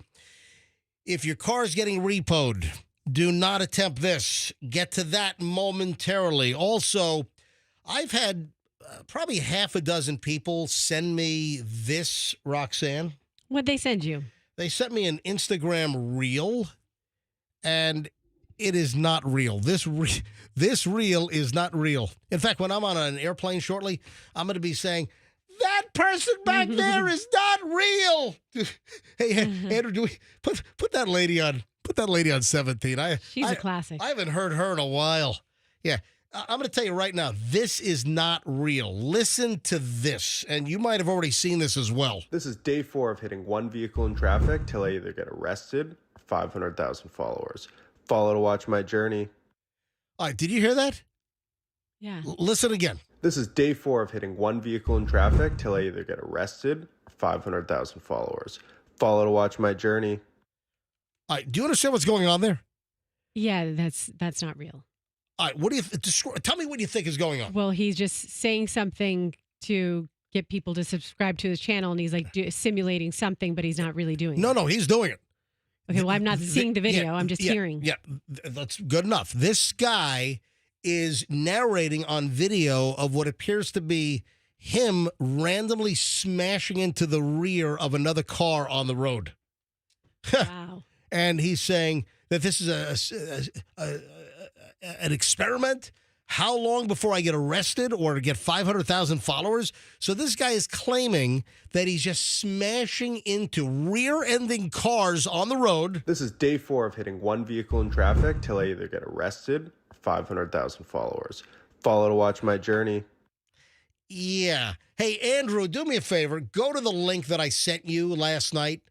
Go to that link, open up the social media, and then read the small print on the actual reel. Read like the caption area where it kind of disclaims that this is not real. But then you go to the comments section and all the people, oh my God, you ought to be arrested. Get him off the road. It's like, read it. This is clearly a joke. Yeah. But what is not a joke, he does have video of him ramming his vehicle into another car and then like driving off. But I think it said something like this was on private property and all right, what does it say exactly? It says this is a skit filmed on private property. Yes. Oh, so the disclaimer explains it. Right. This is a skit filmed on private property. He's not really ramming into randos, on the road to see how quickly he gets arrested. But people are like freaking out on the comments. You're a menace. Get off the road. You ought to be arrested. What kind of sicko are you? It says it's a skit. This is just to get clicks and views and likes and just read the. What a little con game. Yes, it is. It's like listen. Everyone thinks they're a content creator, me included. You need to follow Certified MJ Radio for authentic, uncensored content. Right. I'm gonna get arrested on my upcoming flight. I'll post the video, and it's gonna be legit. You really will be getting arrested. No, I'm kidding. I am not gonna get arrested on an upcoming flight. So, hey, did you get the crazy woman? Andrew, do you have it? Where's the crazy flight woman? What page is she on? I love this lady. Hang on a minute. I thought we had her on here somewhere. Thought we had one. Oh, here it is. Oh yeah. Here's epic meltdown lady. I'm telling you, I'm getting the off, and there's a reason why I'm getting the off, and everyone can either believe it or they cannot believe it. I don't give two but I am telling you right now that back there is not real. And you can sit on this plane and you can die with them or not. I'm not going to. I'm telling you right now that Instagram reel is not real. Bye. In fact, I remember we did a little promo for that.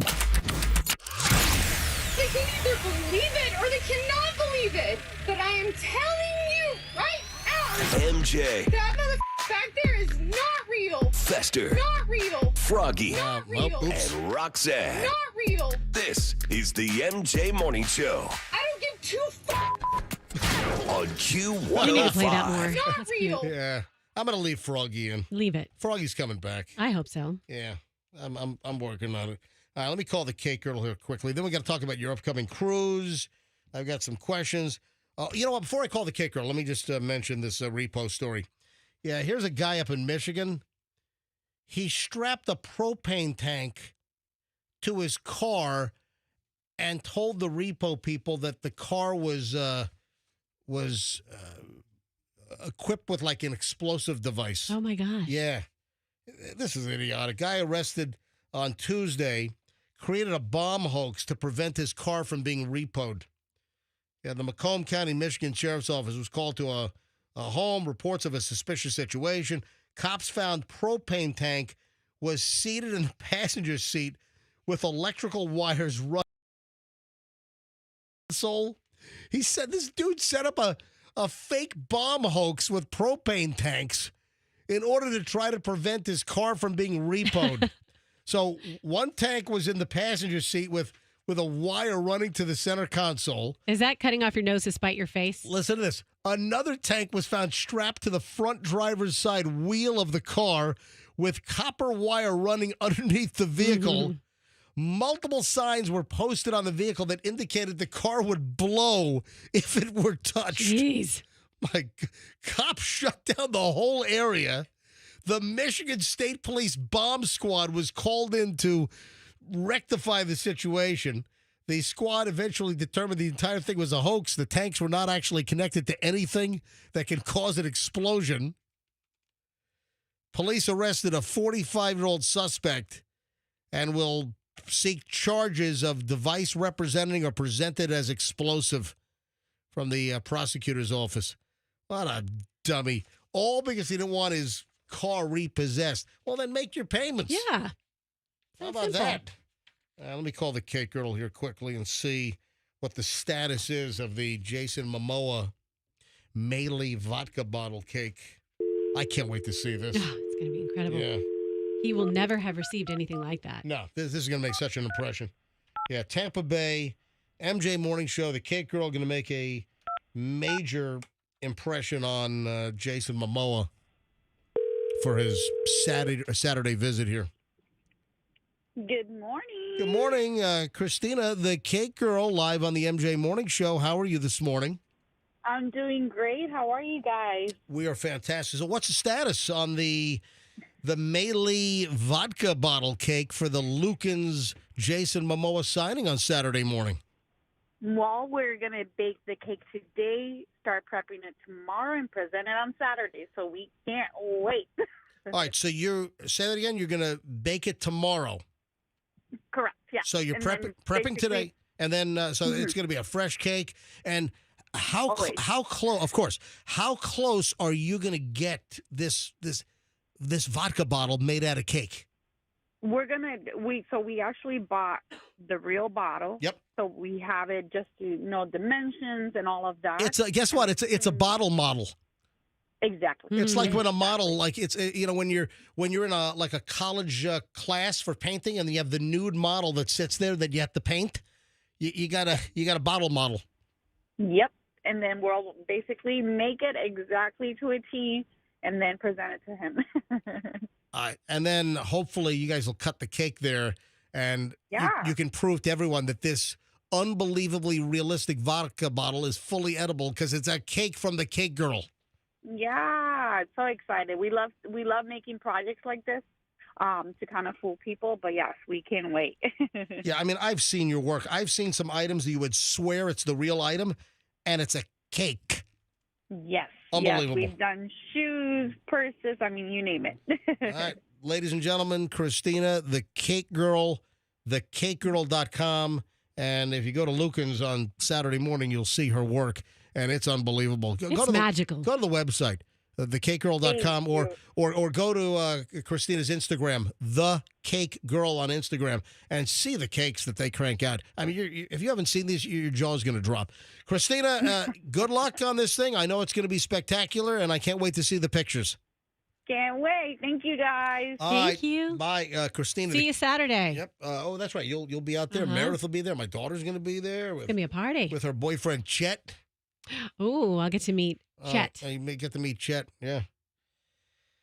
All right, tell me about this cruise. So you're out all next week. I got a couple of questions. Okay. So Fester out this week because he's up in Pennsylvania. Yeah. And he's selling RVs. I might check in with Fester in just a second. You know what? I'm going to get Fester on the phone while we're talking about this. Since you're out next week, Fester's back in. I wish he would just fix this so it doesn't go to voicemail. How do you fix it? Yeah, hang on. I got to call twice. Here we go. 813-310-8444. Fester's private cell number.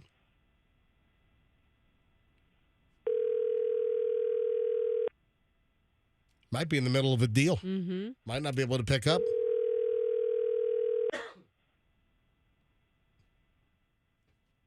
Or tell Jerry and Mary Polyester just to hold on a second. He's got to take this call.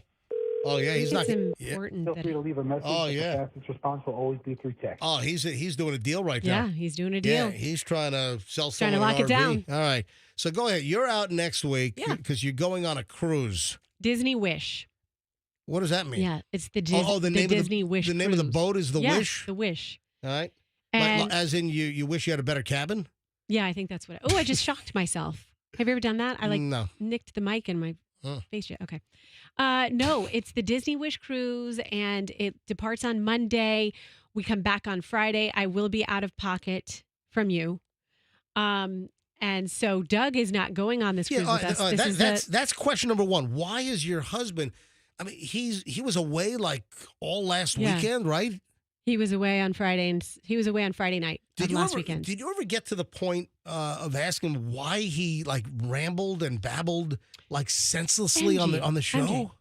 No, well, because this was really kind of cool. Mm-hmm. So if you were listening to the show a little over a week ago, was it? Or yeah. So Dig Dug, Roxanne's husband, was at Tampa International getting on a flight. He was going where? He was going to Michigan, right. Ann Arbor. Or no, he's going, yes. All right.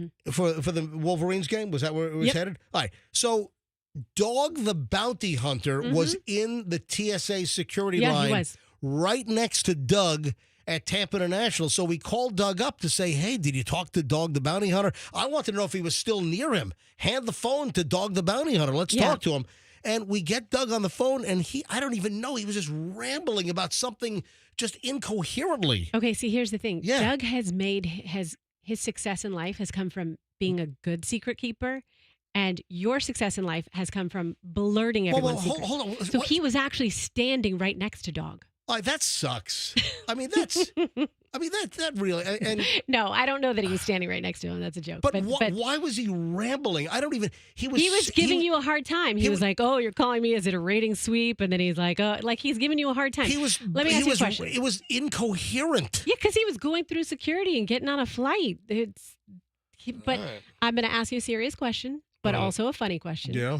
If Michelle worked with a guy like you and a guy like Fester, and that guy called you, would you give him a hard time and mess with him, or would you give him what he wanted? There's your answer. We're doing a radio show. Just give me a straight answer. If we're talking about it, don't run me ragged. I mean, if we're doing a radio show, contribute with the information. Tell us about Dog the Bounty Hunter, right next to you at the TSA He's not security paid by line. the show. He's not paid by the show. Give me a break. But his wife works on the show, and he listens and hears the reports of how you guys are to me half the time. And he's like, all right, I'm going to give them some stuff. Just like sabotaged us. It's like sabotage. Well, my goodness, that's a harsh word. No, I do always say, I say Doug is the meanest, nicest person you'll ever meet. Well, if he's ensuring that I never call him again, I think he might have succeeded. All right, so you're going on this cruise next week without Dig Dug. Yes, because he's working. Because he's going to be hanging out with Dog the Bounty Hunter. All right, so what do I need to know about this? So you're out all next week. Yes, I'm out all next week. The funny thing is... Where does this cruise go?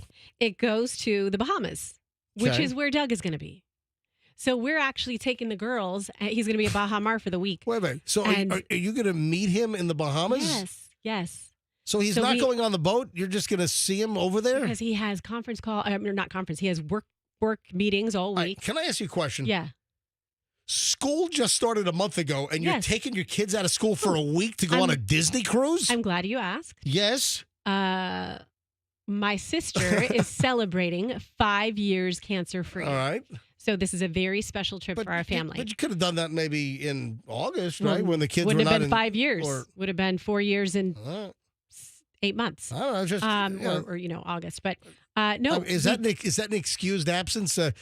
Please allow my kid out of first grade because we're going on a Disney cruise. Listen, my daughter, her daughter, they're good students. The teacher does not mind at all. Did he clear this? Did he get permission? Of course we did. Of course we did. All We right. did that as soon as we had our parents' night. We're like, hey, by the way, my sister's celebrating her 5 years cancer-free. Our whole family is going on this trip. I would imagine that mid-September is kind of a lighter time for a Disney cruise. That is my next point. Yes. It's less expensive. Of course it is, because the kids are all in school. Yeah, exactly. And because it's hurricane season. Oh, I mean, the boats can go around that stuff. You know what? You do have some. Where are you leaving from? That leaves from Port Canaveral? Yes, it leaves from Port Canaveral. Yeah, because you have a couple of things that are kind of, hopefully, doesn't affect you guys.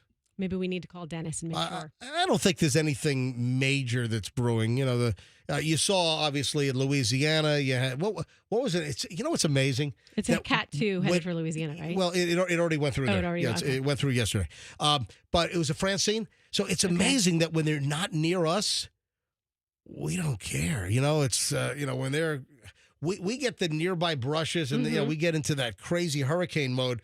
When they're not near us, man, we write those things off like they're the bad stepchild, man. Yeah. But Francine rolled in. I think it struck as a Cat 2. You know, around it was to the west of New Orleans. So I think New Orleans did fairly well. Mm-hmm. I know it was supposed to hit like Lake Charles, but then it moved a little further to the east. So Francine already made landfall yesterday, and hopefully that's it for the Gulf. For the season. I hope so. Well, hey, listen, the statistical peak of hurricane season was just 2 days ago on the 10th. And I don't want to jinx anything, so I'm going to shut the F up right now. But typically, we need to worry about later September and October. Right, that's the time. Those are the time frames for us here on the western side of the state in the eastern Gulf of Mexico. All right, I've got an item here which involves an Instacart driver, and this sucks. Customer buys 192 cases of water for $2,000, and Instacart was only paying $20 for the delivery? What? Yeah, that's nuts. First of all, what the heck do you have to be driving to deliver 192 cases of water? You're not going to put that in a Camry. Yeah. Where are 192 cases of water going? I've never used Instacart. We've talked about it. We've had obviously, multiple drivers we've had Instacart stories over the years on the program, and we've had stories about the bad tips or the tip baiting, where somebody will put down a reasonable tip for the job, for the trip, and then they'll cancel that tip. They baited the driver to make the delivery, do all the shopping, and then they cancel the tip, which that sucks. Yeah. I think that ought to be grounds for you to be able to get a free pass to whoop that person's ass if you're an Instacart driver. But, I mean, this is ridiculous. An Instacarter respond. I mean, this is nuts.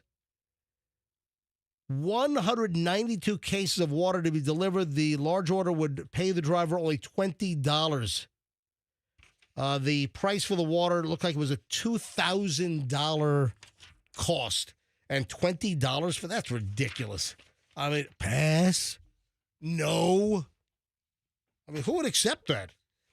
If I were to ask you what bartenders say the day that the worst customers come out, hold on to this thought.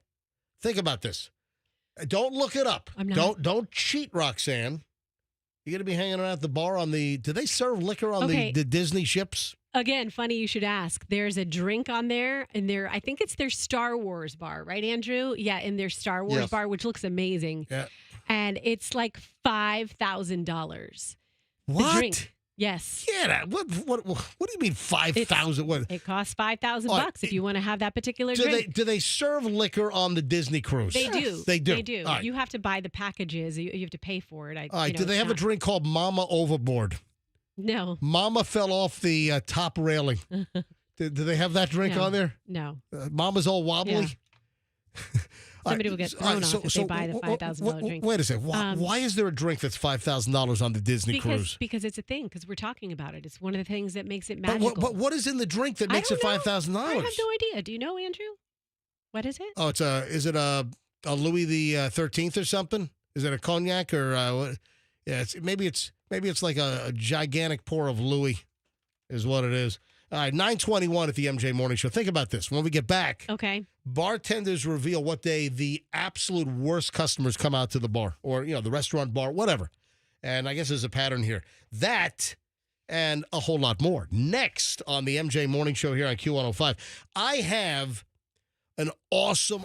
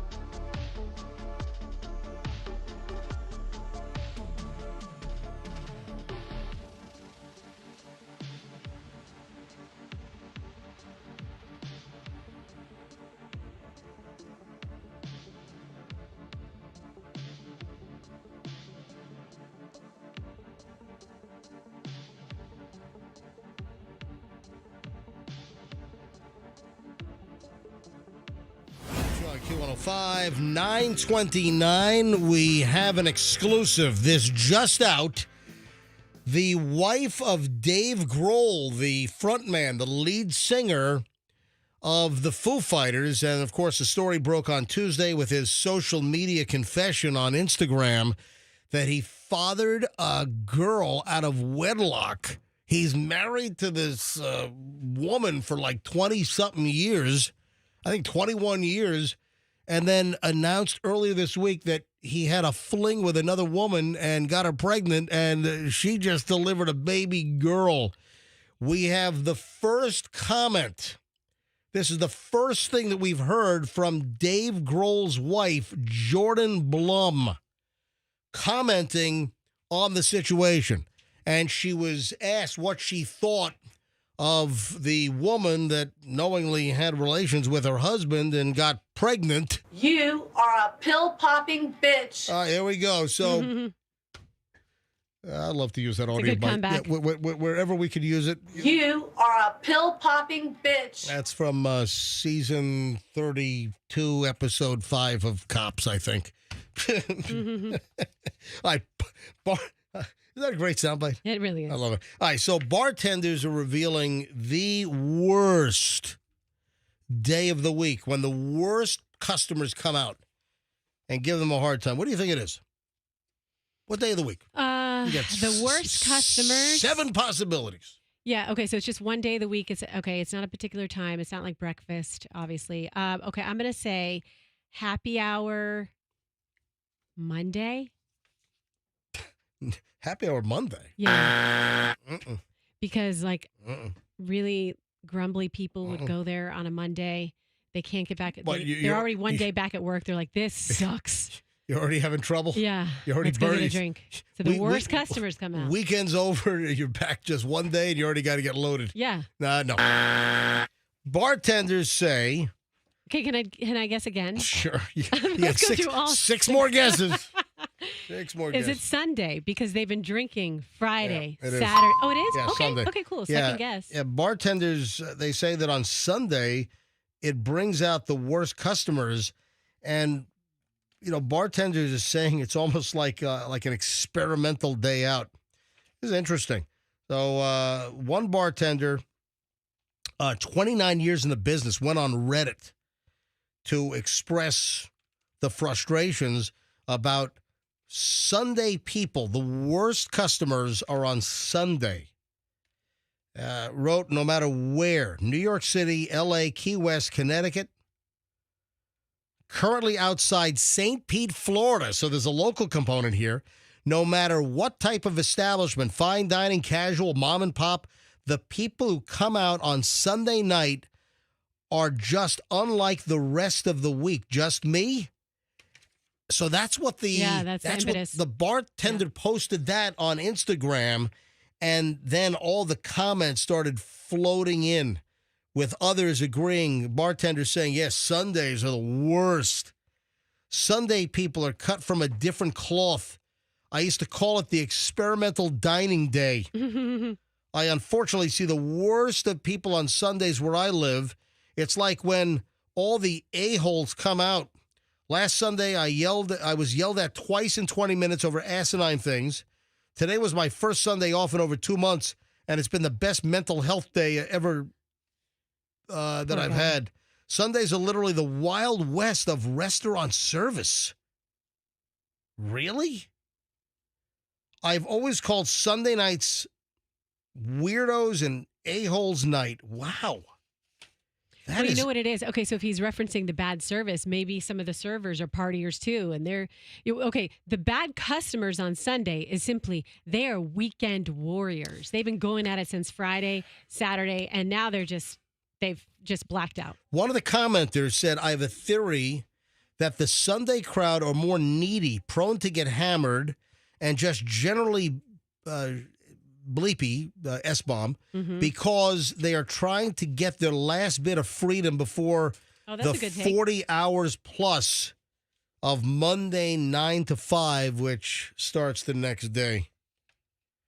Here's another one. Hoo boy.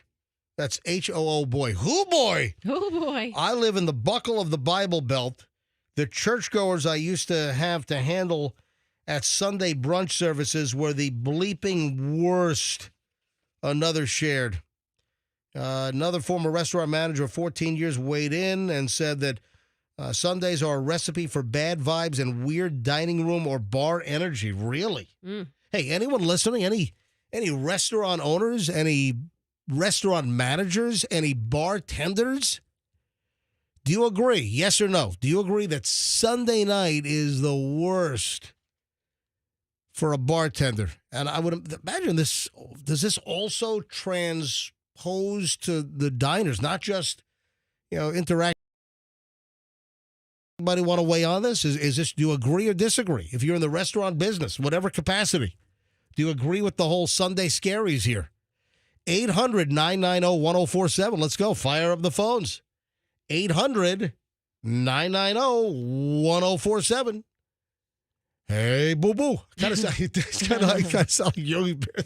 Yeah, you do. All of a sudden, you turn into Yogi Bear with that call solicit. 800-990-1047.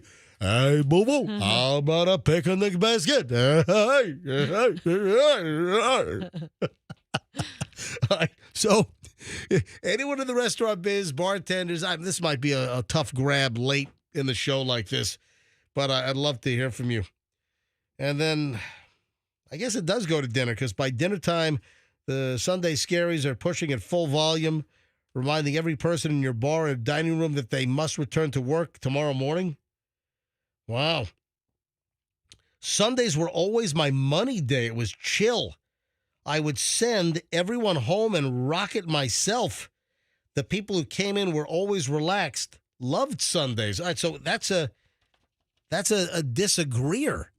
All right, Andrew, screening away. Let me know when you. I don't need many calls on this. See what you can dig up. Yeah, so most people agree that Sunday sucked for bartenders, but there are a couple of folks that said, "Hey, here's another one. I love Sunday nights. I've worked at a bunch of service industry bars, amongst others, but the Sunday night crowd always seems down to have more fun." We need the boys here to sing Red Snapper Kamikaze Long Island Iced Tea. Why'd you 1-800-BARTEND. All right, let me grab line one. Hi, good morning. Who's this? Hey, MJ. This is G. G. Your name is G? No, it's not G's. Jerry. Jerry. Jerry. Hi, hey, Jerry. Hi. All right, so Jerry, are you in the restaurant or bartender business? Yes, sir, I am. Yeah, All right, do you agree with Sunday nights are the worst crowd? 100%. Why? Really? What is your problem? Well, usually you get the weird requests, like, can you call this burger on 4, or can you give me a beer in 2 glasses kind of deal, or I want to see by the window where the area is obviously closed and you got no service on that side. Oh, wow. They see there because they want to see it there.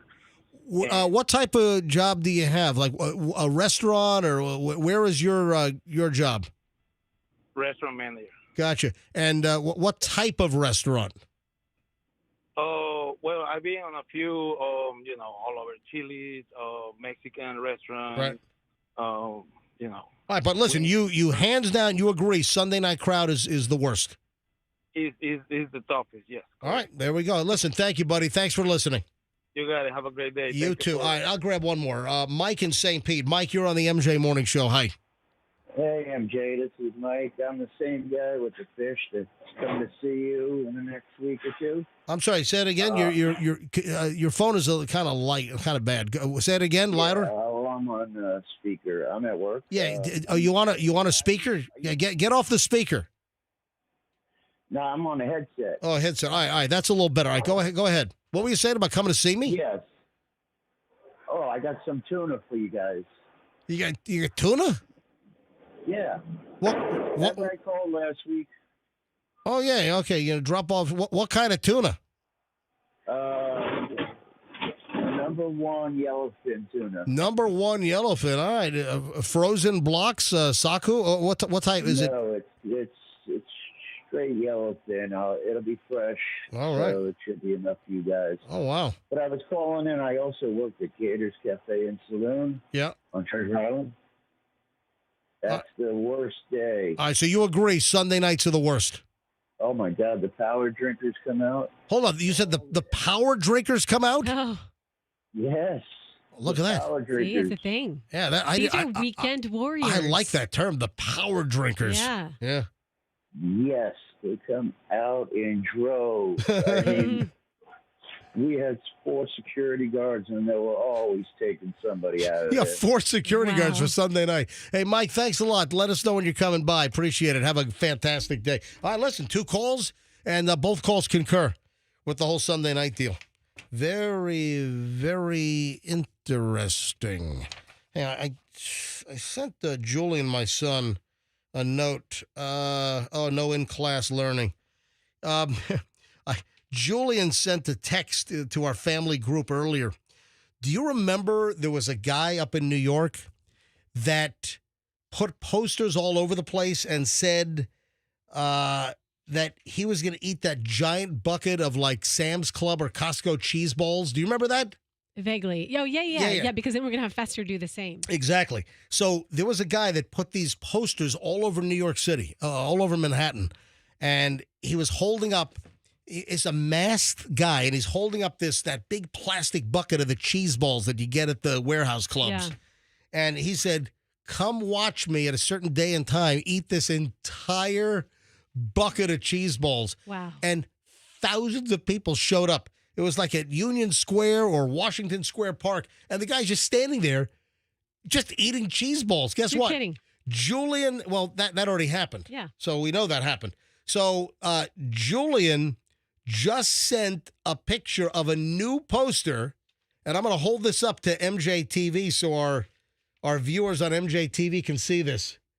And this says, "Watch me eat this entire jar of pickles." And the guy's wearing like a full ski mask with goggles on, like it's almost like he's wearing Despicable Me goggles, and he's masked so you can't see him, and he's holding a jar of pickles. So that's going to be, hold on, at the bottom, it's September 22nd at Washington Square Park at 4 p.m. Watch him eat this entire jar of pickles. Oh, man, that's... Crazy stuff happens. That's up there. hysterical. All right, a couple of things before we get out of here today, and I shut things down. For your romantic weekend. What do you think of this?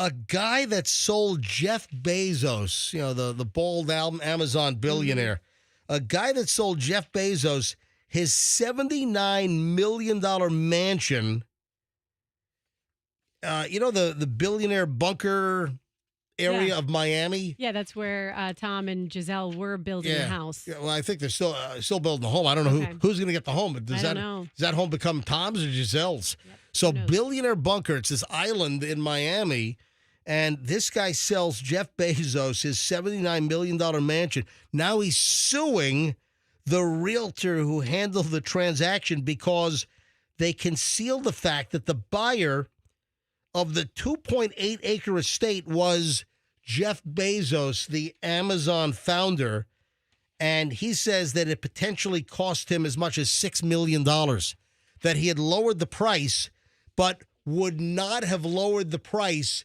if he knew that the buyer was Jeff Bezos, because Jeff Bezos has money coming out the yang. I mean, is this a thing? Leo Chris, co-founder of a toy company, a Brazilian toy and electronics company called Tech Toy, filed a lawsuit against Douglas Elliman. It's a big New York real estate firm which has expanded, whose CEO is alleged to have told the mogul personally that the Bezos was not the buyer of the home. This is according to the Wall Street Journal. I mean, is this a thing? I mean, this sets a bad precedent for realtors.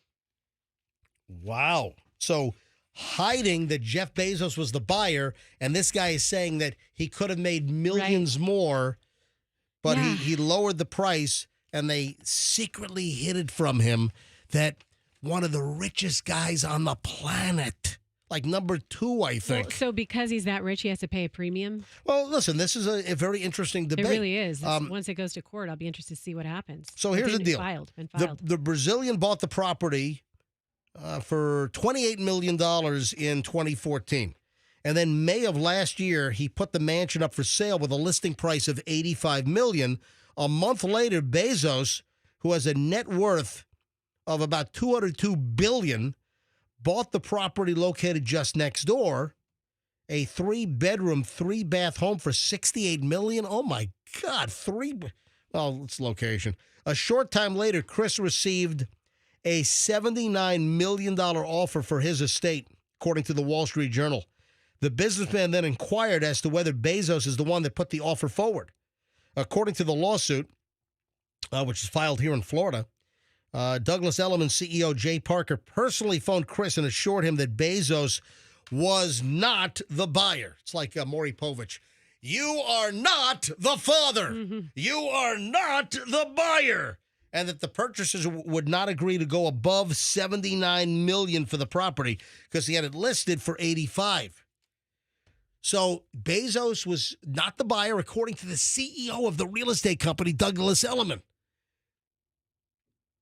$85 million. So then the real estate company said, nope, buyer's not going up above 79. And the guy said, well, is it Jeff Bezos trying to buy it? No. And clearly Jeff Bezos, so he misled him. Yeah, Jeff Bezos could clearly afford the listing price and the extra $6 million. So that's where it gets complicated. Yeah. So he cut the asking price by 7.1%.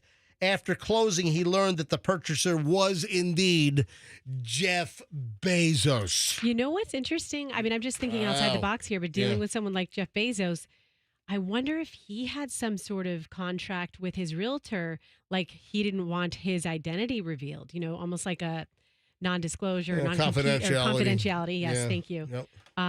So maybe that will muddy the waters. Like if that was in place, then that forced the realtor to handle it the way they did. Well, you never know. We'll the find out, CEO of Douglas Elliman Real Estate assured the dude that it was not Jeff Bezos buying it, and in fact, it was.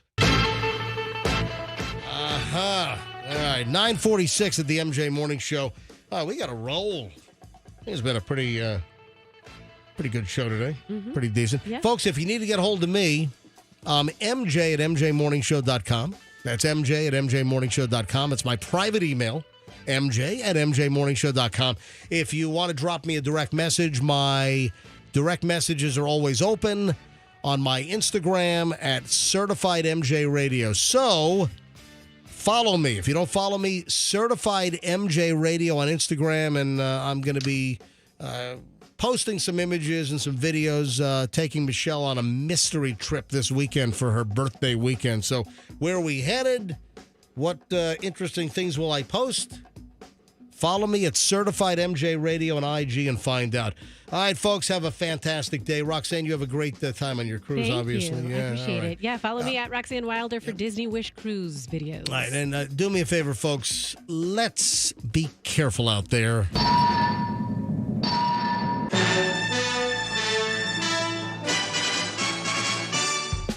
Download the app